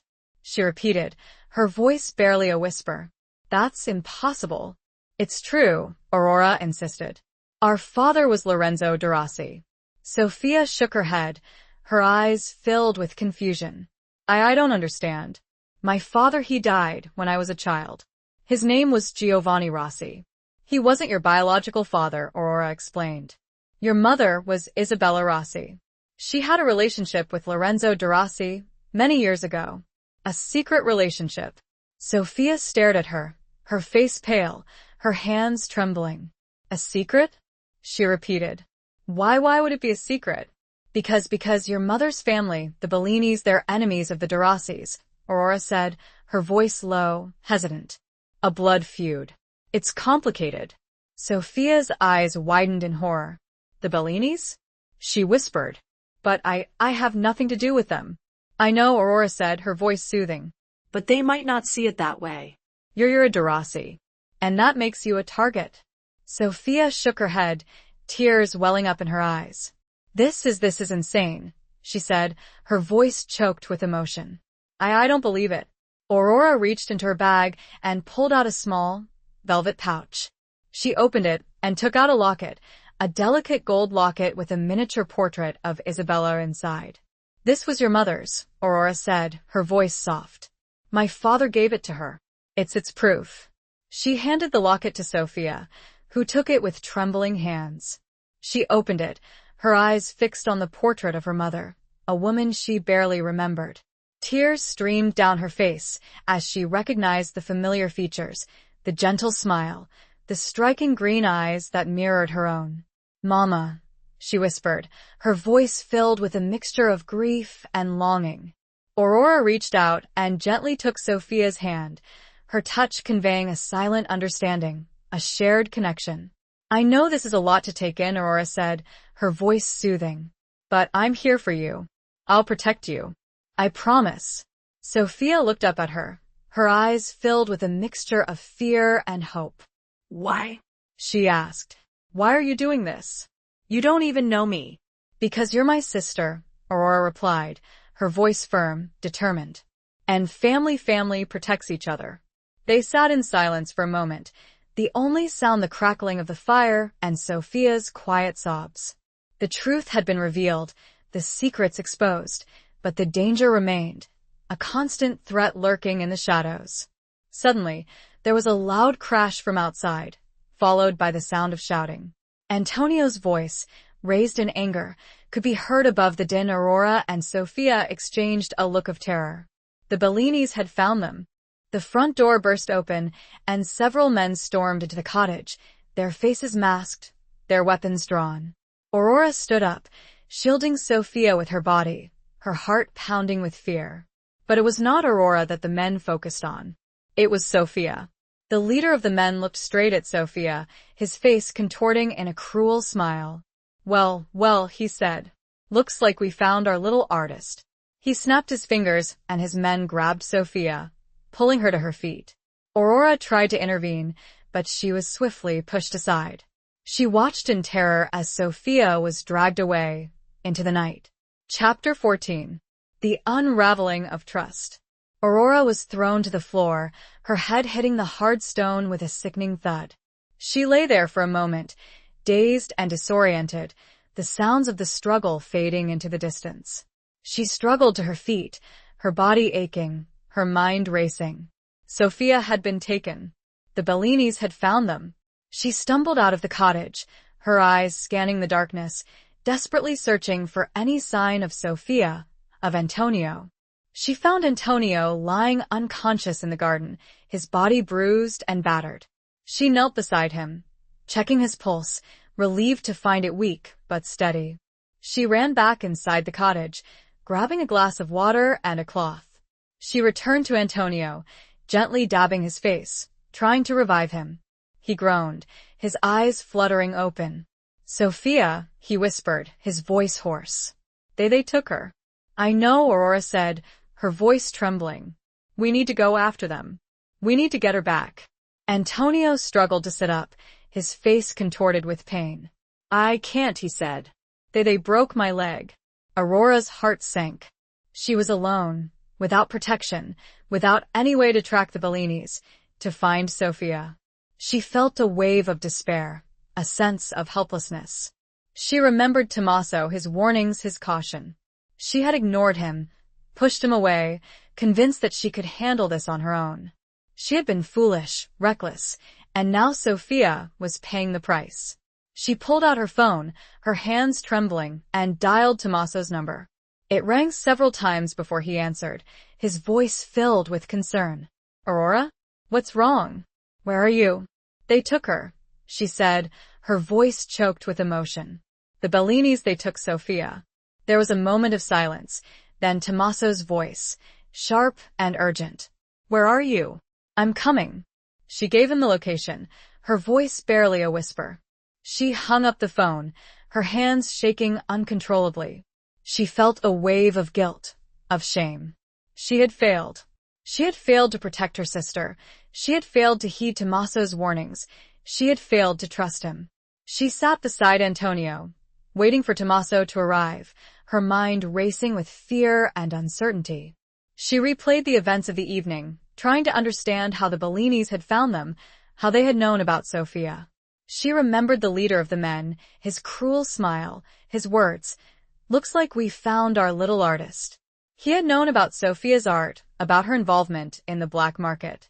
He had known who she was, what she was. A chilling thought crossed her mind. Had Sophia been working with the Bellinis all along? Had she been a pawn in their game, a tool to lure Aurora into a trap? The thought was unbearable, a betrayal that cut her to the core. She had trusted Sophia, had believed in her, had risked everything to protect her. And now, she was forced to consider the possibility that she had been played, manipulated, deceived. She remembered Tommaso's suspicions about Sophia's art, his warnings about the black market, his reluctance to make contact. He had been right. He had seen something she had missed, something she had refused to see. Tommaso arrived, his car screeching to a halt outside the cottage. He rushed towards her, his face etched with concern. "Aurora, are you all right? What happened?" She explained, her voice trembling, recounting the events of the evening, the attack, Sophia's abduction, Antonio's injuries. She also shared her suspicions, her fear that Sophia might have been working with the Bellinis. Tommaso listened intently, his expression hardening with each detail.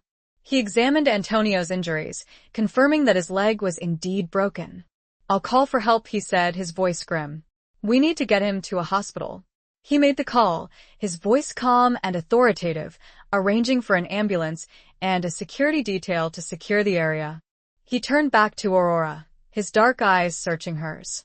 You think Sophia betrayed you? He asked, his voice low, hesitant.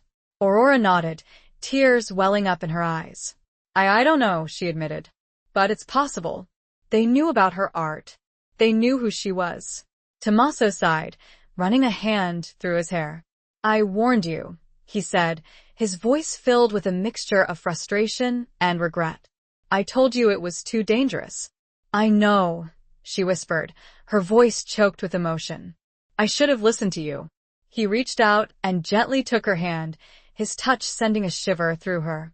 It's not your fault, Aurora, he said, his voice soothing. You were trying to protect your sister. You were doing what you thought was right.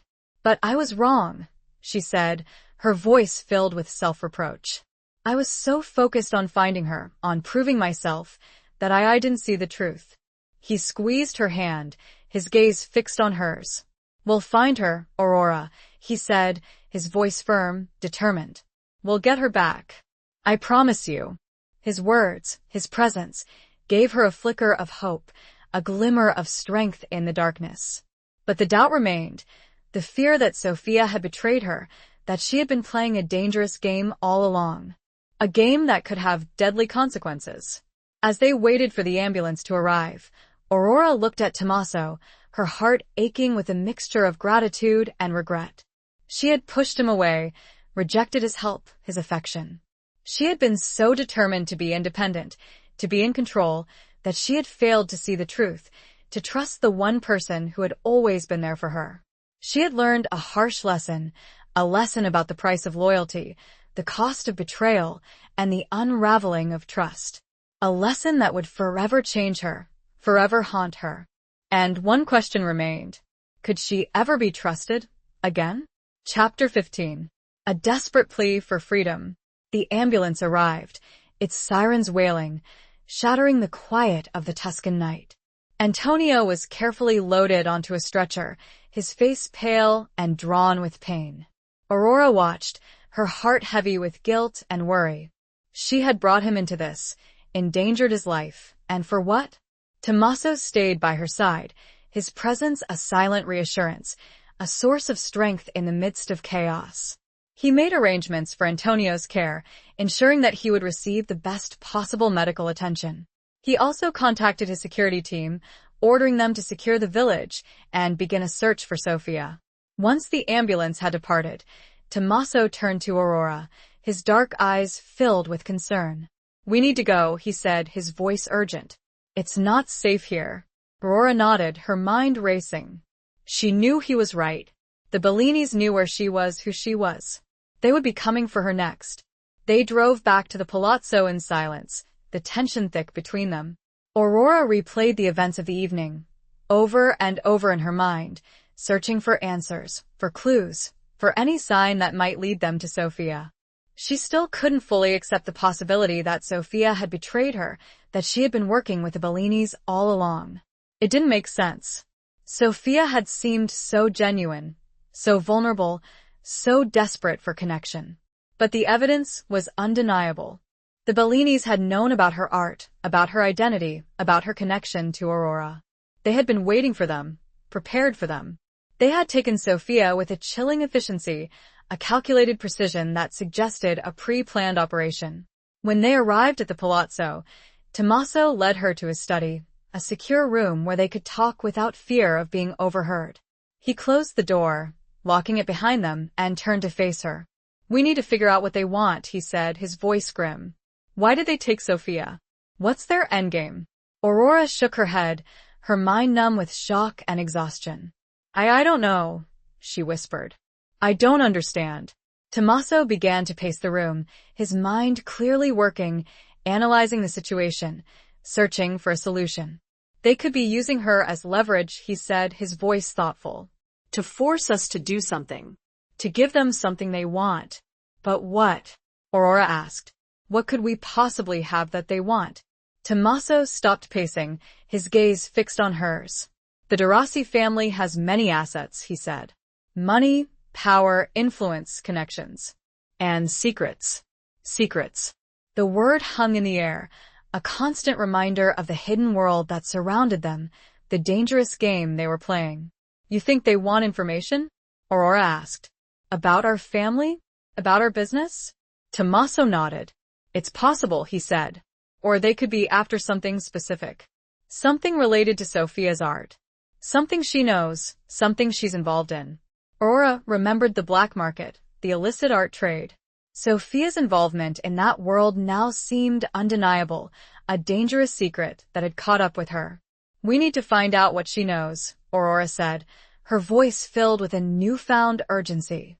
We need to understand her connection to the Bellinis. Tommaso nodded again. I'll put my contacts to work, he said.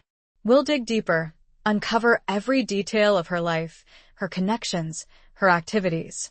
He paused, his gaze searching hers. But we also need to consider the possibility that she might not be cooperating with them, he said, his voice hesitant. That she might be a victim just like we thought. Aurora's heart leaped with a flicker of hope. She desperately wanted to believe that Sophia was innocent, that she hadn't betrayed her. But the way they took her, Aurora said, her voice trembling. They knew who she was. They knew about her art.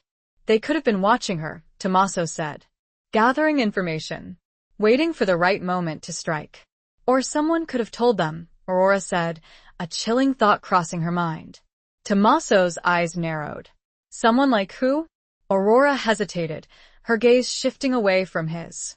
She was thinking of her brothers, Marco and Alessandro. They had been opposed to her search for Sophia from the beginning. They had warned her of the dangers, had tried to dissuade her, had even tried to control her. Could they have betrayed her? Could they have tipped off the Bellinis in a desperate attempt to protect their family, their secrets? The thought was unbearable, a betrayal that would shatter the last vestiges of her trust in her family. I don't know, she whispered, her voice barely audible. Tommaso studied her for a moment, his dark eyes filled with a mixture of concern and suspicion. He seemed to understand her unspoken fears, her doubts about her own family. We'll find out the truth, Aurora, he said, his voice firm, reassuring. We'll uncover every secret, every lie, until we find Sophia and bring her home. His words, his unwavering determination, gave her a small measure of comfort, a glimmer of hope in the darkness. But the fear remained, the uncertainty, the gnawing doubt that she might never be able to trust anyone again. Later that night, unable to sleep, Aurora found herself wandering the palazzo's corridors. She reached her old room, the Rose Suite, and stood outside the door, her hand hesitating on the doorknob. She pushed open the door and stepped inside, the familiar scent of roses and old wood enveloping her. The room was exactly as she remembered it, a time capsule of her past, a reminder of the life she had left behind.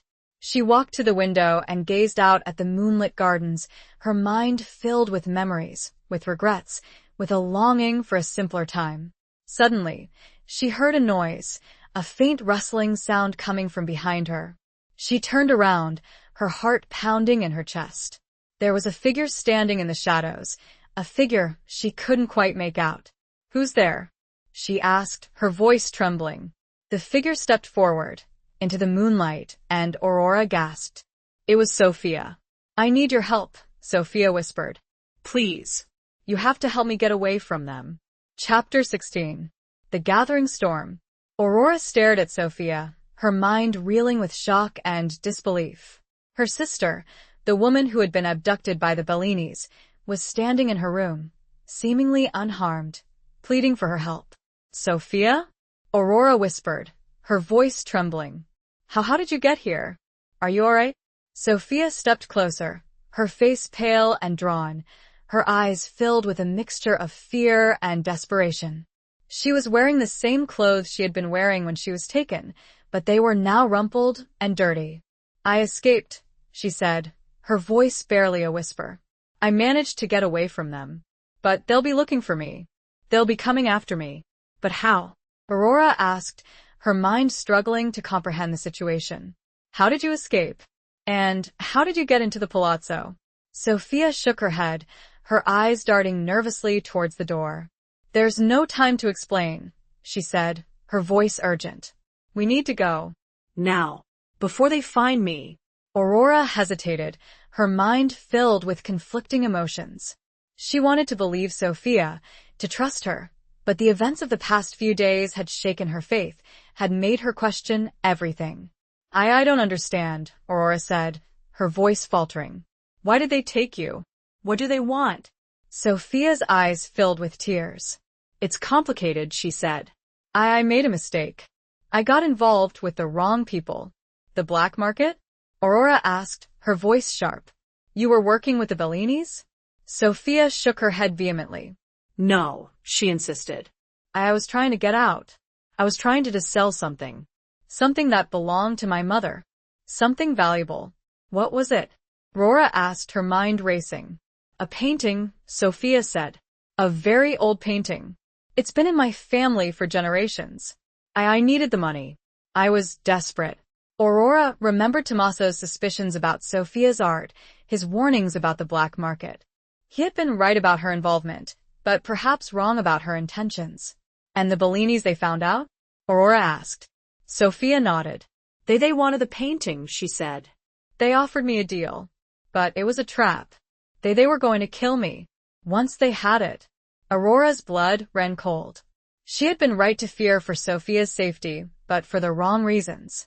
Sophia hadn't betrayed her, she had been a victim, just like they had initially thought. We need to get you out of here, Aurora said, her voice firm, determined. We need to get you somewhere safe. But where? Sophia asked, her voice filled with despair. They'll be looking for me everywhere. They have eyes and ears everywhere. Aurora thought of Tommaso, his resources, his contacts, his ability to navigate the treacherous world of the Derasi family. She had pushed him away, rejected his help, but now she needed him more than ever. I know someone, Aurora said, her voice filled with a newfound hope. Someone who can help us. But we need to trust each other. Sophia looked at her, her eyes searching hers. She seemed to understand the weight of Aurora's words, the unspoken plea for forgiveness, for a second chance. I trust you, Sophia said, her voice soft but firm. You're my sister. Aurora reached out and took Sophia's hand, her touch conveying a silent bond, a renewed sense of family, of connection. We need to go to Tommaso, Aurora said. He'll know what to do. They left the Rose Suite, creeping silently through the dark corridors of the palazzo. Aurora led the way, her senses on high alert, listening for any sign of danger, any hint of pursuit. They reached Tommaso's study, and Aurora knocked softly on the door. There was a moment of silence, then Tommaso's voice, cautious. Who is it? It's me, Aurora said. And Sophia. We need your help. The door opened, and Tommaso stood there, his face a mixture of surprise and relief. He saw Sophia standing behind Aurora, and his eyes widened. Sophia? He said, his voice incredulous. How? She escaped, Aurora said, quickly explaining the situation, Sophia's story, her desperate plea for help. Tommaso listened intently, his expression hardening with each detail. He ushered them inside, locking the door behind them. We need to get you both out of here, he said, his voice urgent. The Bellinis will be looking for you everywhere. The palazzo is no longer safe. He began to make calls, his voice low and authoritative, arranging for a safe house, for transportation, for security. He was a master of this world, a man of action, a protector. As he worked, Aurora watched him, her heart filled with a mixture of gratitude and regret. She had been wrong about him, wrong about Sophia, wrong about so many things. She had let her fear, her pride, her independence blind her to the truth, to the people who genuinely cared about her. Tommaso finished his calls and turned to them, his expression serious. We need to leave immediately, he said. Everything's arranged. He led them out of the study, through a hidden passage that led to a secret exit from the palazzo. They emerged into the cool night air, the city lights twinkling in the distance. A car was waiting for them, a nondescript vehicle with tinted windows. Tommaso ushered them inside, and they sped away, leaving the palazzo, their past and their secrets behind. As they drove, the storm that had been gathering all along finally broke. The sky opened, pouring rain on them like tears from above. But they had each other. For now, it was enough. Chapter 17. Scars of the Heart. The safe house was a small, unassuming villa on the outskirts of Florence, nestled amidst rolling hills and vineyards. It was far from the prying eyes of the city, a secluded sanctuary where Aurora and Sophia could hide, regroup, and plan their next move. Tommaso had arranged everything, ensuring their safety and comfort. The villa was well stocked with supplies, and a team of trusted guards patrolled the perimeter, providing 24-hour security. Once they were settled inside, Tommaso turned to Sophia, his expression serious. "We need to know everything," he said. "About the painting, about your dealings with the Bellinis, about everything that happened." Sophia nodded, her face pale and drawn, but her eyes filled with a newfound determination. She began to tell her story, her voice trembling at first, but gradually gaining strength as she recounted the events that had led to her abduction. She explained that the painting, a Renaissance masterpiece depicting the Madonna and Child, had been in her family for generations, passed down from mother to daughter. It was a priceless artifact, a treasure that had been kept hidden from the world, its existence known only to a select few. Sophia had inherited the painting from her mother, Isabella, along with a warning about its value and the dangers it represented. Isabella had urged her to keep it secret, to protect it at all costs. But Sophia had been desperate. She had fallen on hard times, struggling to make ends meet, facing mounting debts. She had made the difficult decision to sell the painting, hoping to secure her future, to escape the poverty that had plagued her life. She had contacted a discreet art dealer, someone she believed she could trust, someone who specialized in handling sensitive transactions. But the dealer had betrayed her, tipping off the Bellinis, who had long coveted the painting, believing it to be rightfully theirs.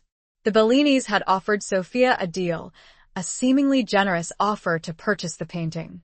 But it was a trap, a carefully orchestrated plan to acquire the artwork and eliminate the last living heir of Isabella Rossi. Sophia had realized the danger too late, realizing she had walked into a deadly game, a web of deceit and betrayal. She had been abducted, held captive, threatened with torture and death if she didn't reveal the location of the painting. She had managed to escape, using her wits and courage, taking advantage of a moment of carelessness on the part of her captors. She had fled into the night, seeking refuge, finding her way to the Palazzo de Rossi, to Aurora, the sister she had never known. As Sophia finished her story, Aurora reached out and took her hand, her touch conveying a silent understanding, a shared bond of sisterhood. She had been wrong to doubt Sophia, wrong to suspect her of betrayal. Sophia was a victim, a survivor, a woman who had faced unimaginable danger and had emerged stronger, more resilient. Tommaso listened intently, his expression grim. He asked questions, clarifying details, piecing together the puzzle of Sophia's ordeal, understanding the full extent of the Bellinis' treachery. "They'll be looking for you everywhere," he said, his voice serious. "They won't give up. The painting is too valuable, too important to them." "I know," Sophia said, her voice trembling. "But I don't have it. I hid it before they took me." Aurora and Tommaso exchanged a look of surprise. "Where?" Tommaso asked, his voice urgent. Sophia hesitated, her eyes filled with a mixture of fear and determination. I can't tell you," she said. "Not yet. I need to make sure it's safe. I need to protect it." Aurora understood Sophia's reluctance, her fear of betrayal. She had been betrayed before, by people she trusted. She needed time, space, to process her trauma, to rebuild her trust. "It's all right, Sophia," Aurora said, her voice soothing. "You don't have to tell us now. We'll protect you. We'll keep you safe." Tommaso nodded in agreement. "We'll find a way to get the painting back," he said. "And we'll make sure the Bellinis pay for what they've done." They spent the rest of the night talking, sharing stories, getting to know each other. Aurora and Sophia discovered a shared love of art, a passion for beauty and creativity that transcended their different backgrounds, their different lives. They talked about their mothers, Isabella and Elena, two women who had been caught in the crossfire of a family feud, two women who had loved and lost, two women who had left behind a legacy of secrets and sorrow. As Aurora listened to Sophia, she began to see her not just as a sister, but as a friend, a confidant, someone she could trust, someone she could rely on. The bond between them, forged in the crucible of danger and adversity, grew stronger with each passing hour. Tommaso, meanwhile, remained watchful, protective, his presence a constant reassurance. He was their anchor, their shield, their guide in this treacherous world. But as the night wore on, Aurora noticed a change in Tommaso. He became withdrawn, distant, his eyes shadowed with a pain she couldn't quite decipher. She sensed a deep sadness within him, a burden of guilt and regret that he carried silently, invisibly. She remembered his confession of love for Isabella, his unspoken history with her, his loss. She realized that Sophia's story, her ordeal, had reopened old wounds, had stirred up painful memories, had reminded him of his own failures, his own inability to protect the woman he had loved. Later, when Sophia had fallen asleep, exhausted from her ordeal, Aurora found Tommaso standing on the villa's terrace, gazing out at the moonlit landscape.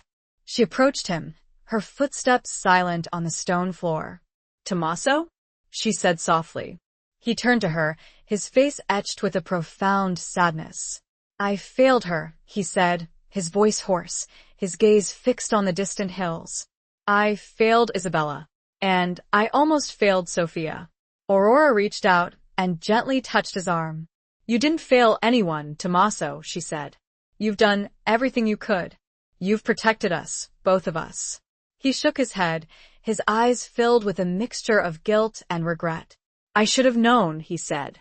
"I should have seen the danger. I should have been there for her." "You couldn't have known," Aurora said. "No one could have predicted this." He looked at her, his dark eyes searching hers. "I promised her," he said, his voice barely a whisper. "I promised Isabella that I would protect her child. And I almost broke that promise." Aurora understood the weight of his words, the burden of his past, the scars of his heart. She reached out and took his hand, her touch conveying a silent understanding, a shared grief. "You kept your promise, Tommaso," she said, her voice firm, reassuring. "You saved Sophia. You brought us together. You've done more than anyone could have asked. And you have saved me," she thought, but did not say. He squeezed her hand, his gaze fixed on hers. The moon cast a silvery glow over them, illuminating their faces, their unspoken emotions, their shared journey. The scars of the past remained, etched on their hearts, but in that moment, they found solace in each other's presence, in their shared strength, in their unwavering determination to face the future, together. Chapter 18. Crossroads of Fate.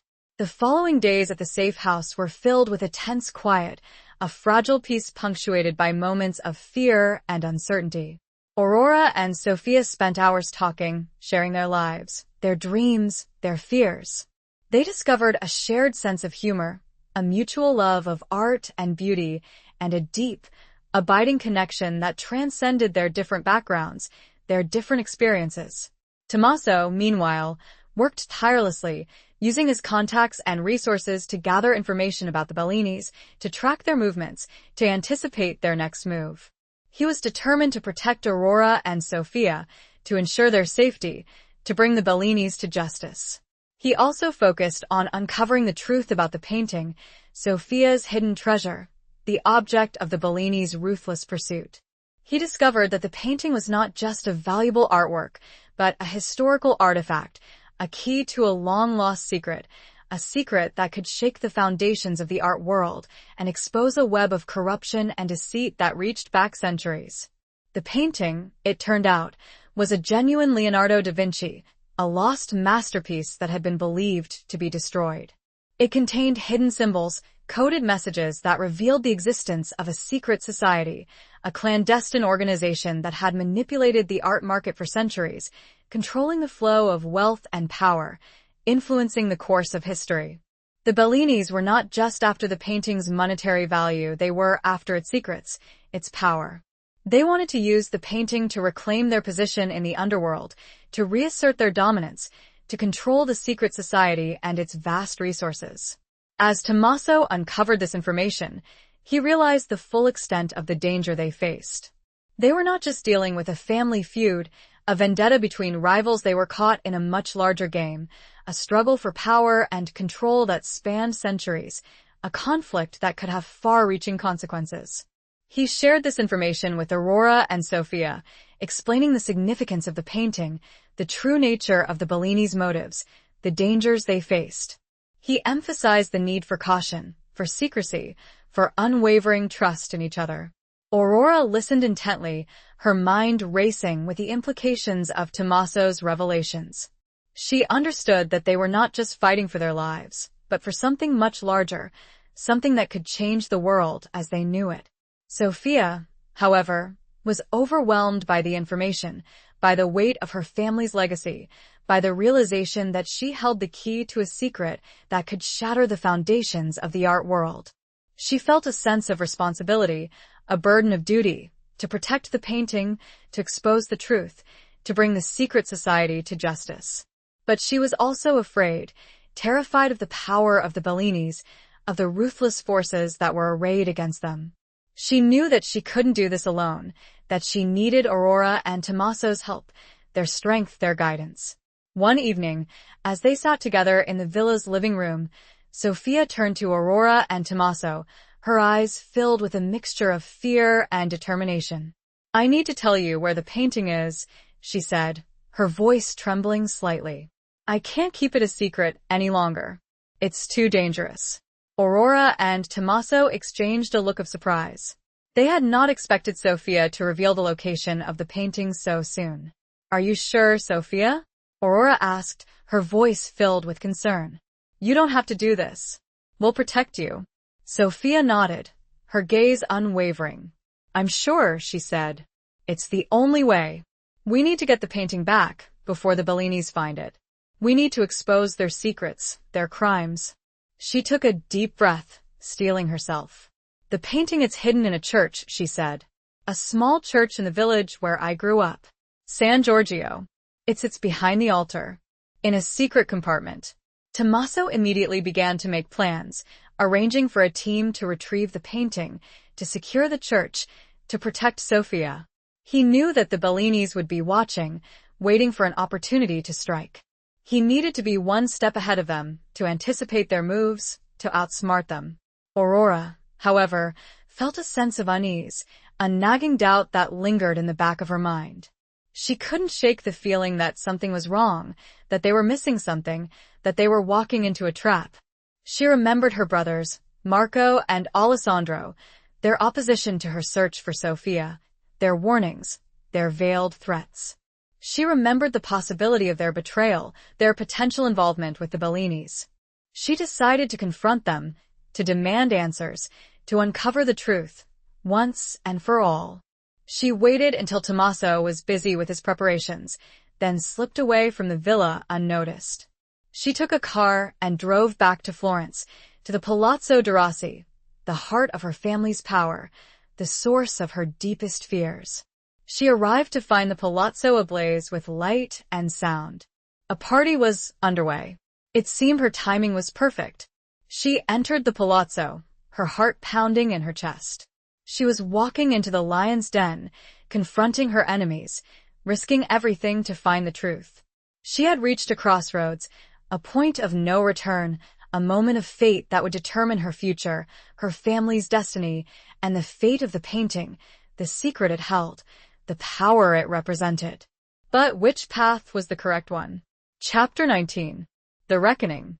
The Palazzo de Rossi was a whirlwind of activity, a scene of opulent revelry that seemed grotesquely out of place given the circumstances. Music blared, laughter echoed through the halls, and elegantly dressed guests mingled, their faces flushed with wine and revelry. Aurora moved through the crowd, unnoticed, a ghost in her own family home. She searched for her brothers, her heart pounding with a mixture of dread and determination. She found them in the grand ballroom, holding court amidst a throng of admirers, their faces masks of arrogant confidence. She approached them, her presence immediately silencing the surrounding conversations. Marco and Alessandro turned to her, their expressions shifting from surprise to annoyance to a veiled hostility. Aurora, Marco said, his voice cold and formal. What are you doing here? You should be at the safe house. I need to talk to you, Aurora said, her voice firm and clear, cutting through the noise of the party. Alone. Alessandro let out a short, sharp laugh. Now is hardly the time, Aurora. Can't you see we're busy? This is more important, Aurora insisted, her gaze unwavering. It's about Sophia. About the painting. About the Bellinis. Her brothers exchanged a look, a silent communication that spoke volumes. Aurora felt a knot of fear tighten in her stomach. She knew she was treading on dangerous ground, confronting the very people who might have betrayed her. Marco sighed, his expression resigned. Very well, he said. Let's go to the library. They led her to the library, the same room where their confrontations had begun, weeks ago. The room was empty, the fire in the fireplace burning low, casting long shadows across the bookshelves. Once the door was closed, Marco turned to Aurora, his voice harsh. What is it, Aurora? What do you want? I want the truth, she said, her voice trembling slightly, but holding her ground. Did you betray us? Did you tell the Bellinis about Sophia?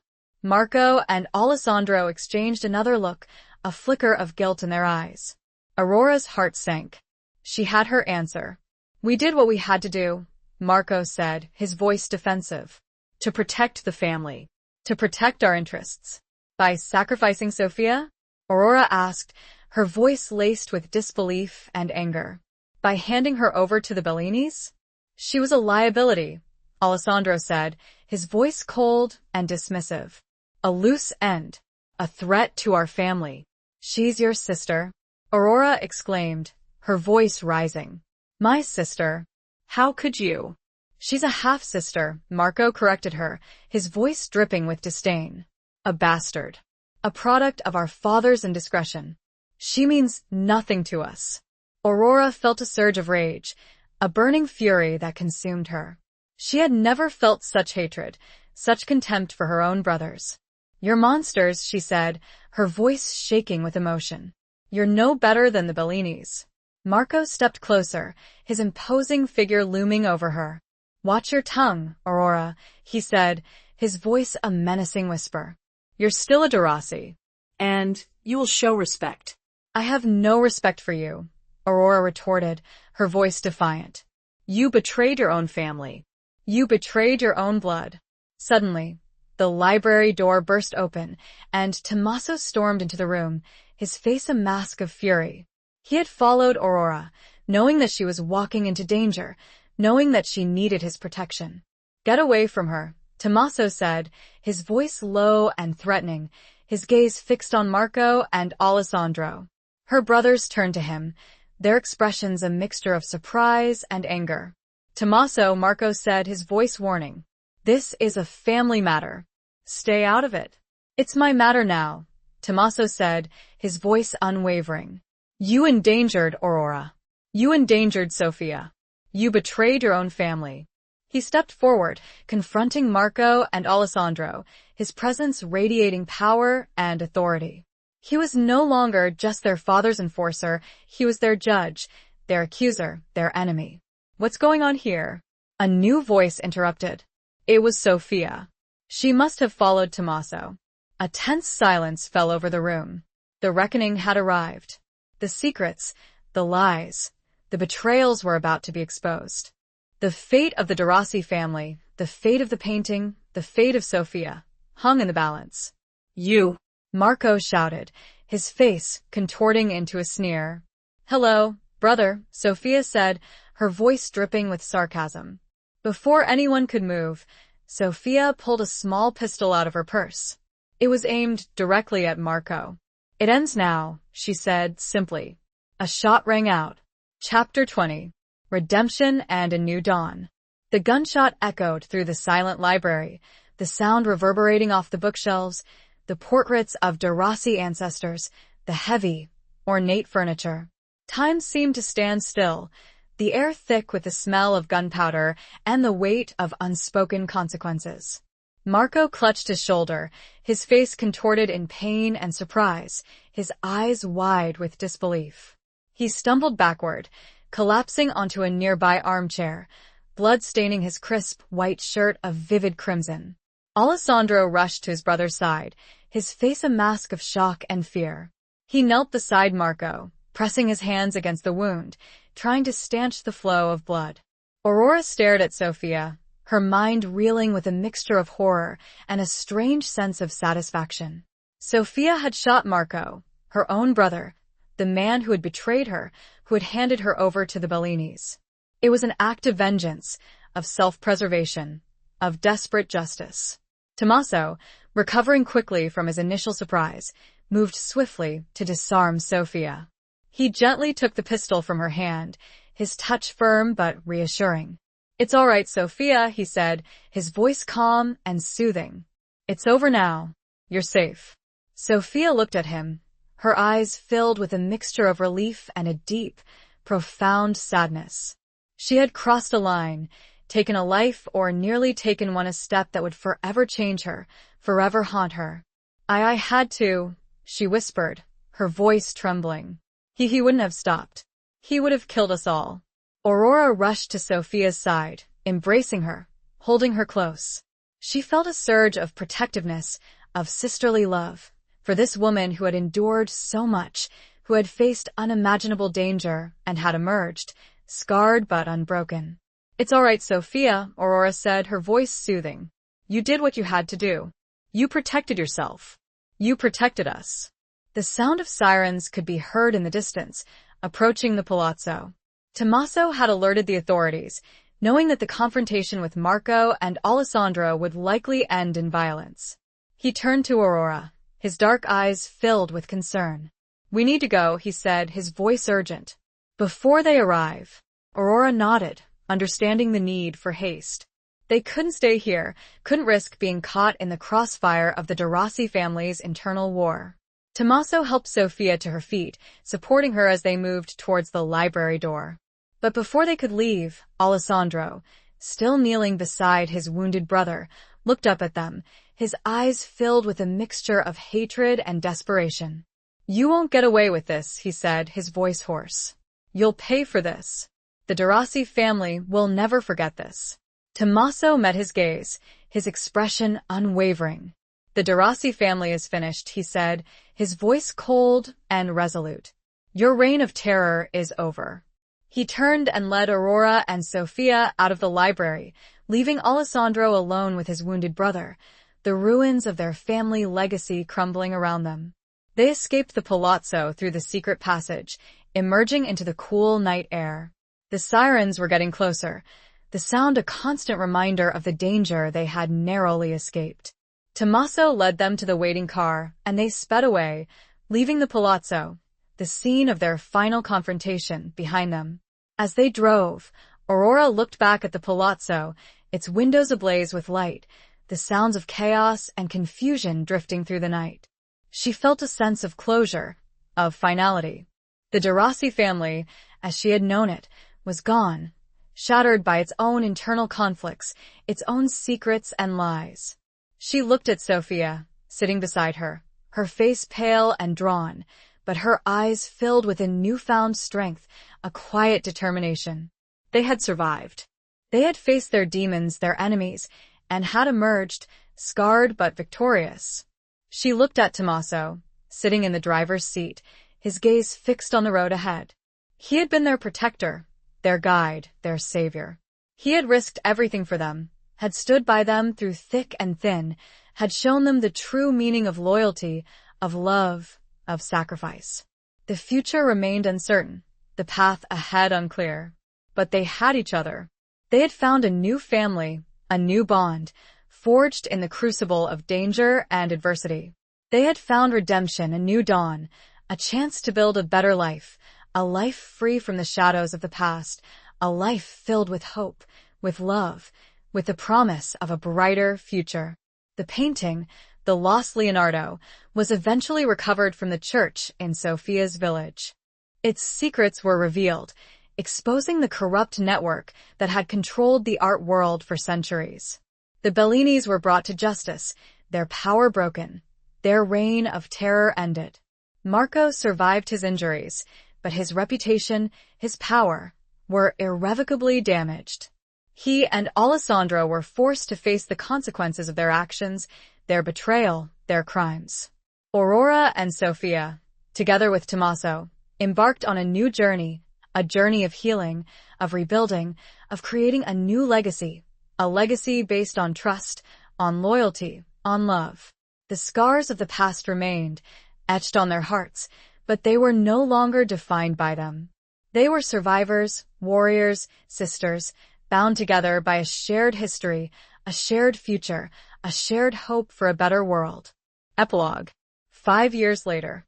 The Tuscan sun warmed Aurora's skin as she sat on the terrace of the renovated villa, a gentle breeze rustling through the olive trees that surrounded the property. The villa, once a safe house, a refuge from danger, was now a home, a sanctuary, a place of peace and tranquility. Sophia sat beside her, sketching in a large pad, her brow furrowed in concentration. The lines of worry that had once etched her face had softened, replaced by a quiet confidence, a serene beauty that radiated from within. She had found her passion, her purpose, in art, using her talent to create, to heal, to express the emotions that had been locked inside her for so long. The painting, the lost Leonardo, hung in a place of honor in the villa's main hall, a reminder of their shared ordeal, their triumph over adversity, their journey from darkness to light.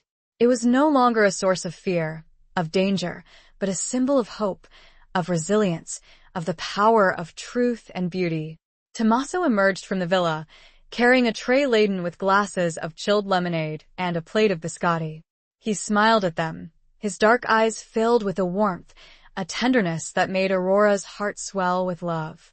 He had changed, too, over the past 5 years. The lines of tension around his eyes had eased.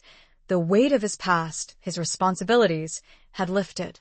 He was still a man of action, a protector, but he had also found a peace, a contentment that had eluded him for so long. He set the tray down on a small table and sat beside Aurora, taking her hand in his. Their fingers intertwined, a silent connection that spoke volumes, a testament to the love that had blossomed between them, slowly, tentatively, amidst the chaos and danger of their past. It had not been an easy journey. The scars of their shared ordeal remained, etched on their hearts, their minds. There had been moments of doubt, of fear, of lingering mistrust. But they had worked through it, together, supporting each other, healing each other, learning to trust, to love, to forgive. They had built a life together, a life filled with simple pleasures, with shared laughter, with quiet moments of intimacy, with the unwavering bond of family. They had created a new family, a family based not on blood, but on choice, on loyalty, on love. Sophia had found love, too, with a local art restorer, a kind, gentle man who appreciated her talent, her spirit, her strength. They were planning a small, intimate wedding, a celebration of their love, their commitment, their shared future. Marco and Alessandro were distant memories, shadows of a past that no longer held any power over them. They had been ostracized by the art world, their reputation ruined, their influence shattered.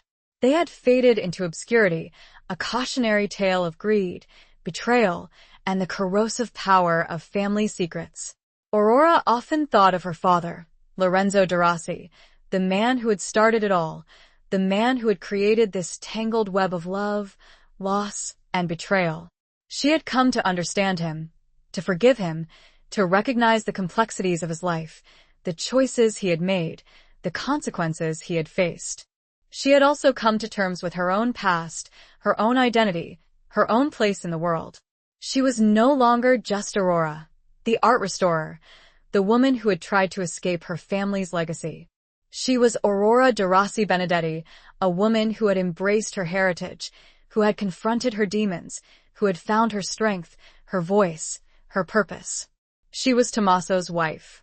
She and Sophia had mended more than old paintings. They had mended the tapestry of a family torn by secrets, creating something more vibrant and beautiful. Life was peaceful. Life was good. As the sun began to set, casting a golden glow over the Tuscan landscape, Aurora leaned against Tommaso, her head resting on his shoulder.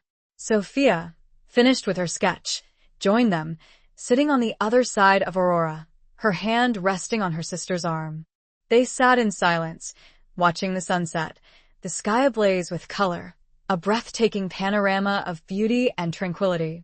They had found their peace, their happiness, their redemption. And in the gentle warmth that lingered in the air long after the sun vanished, a single thought was present, unspoken, in all their minds. Finally,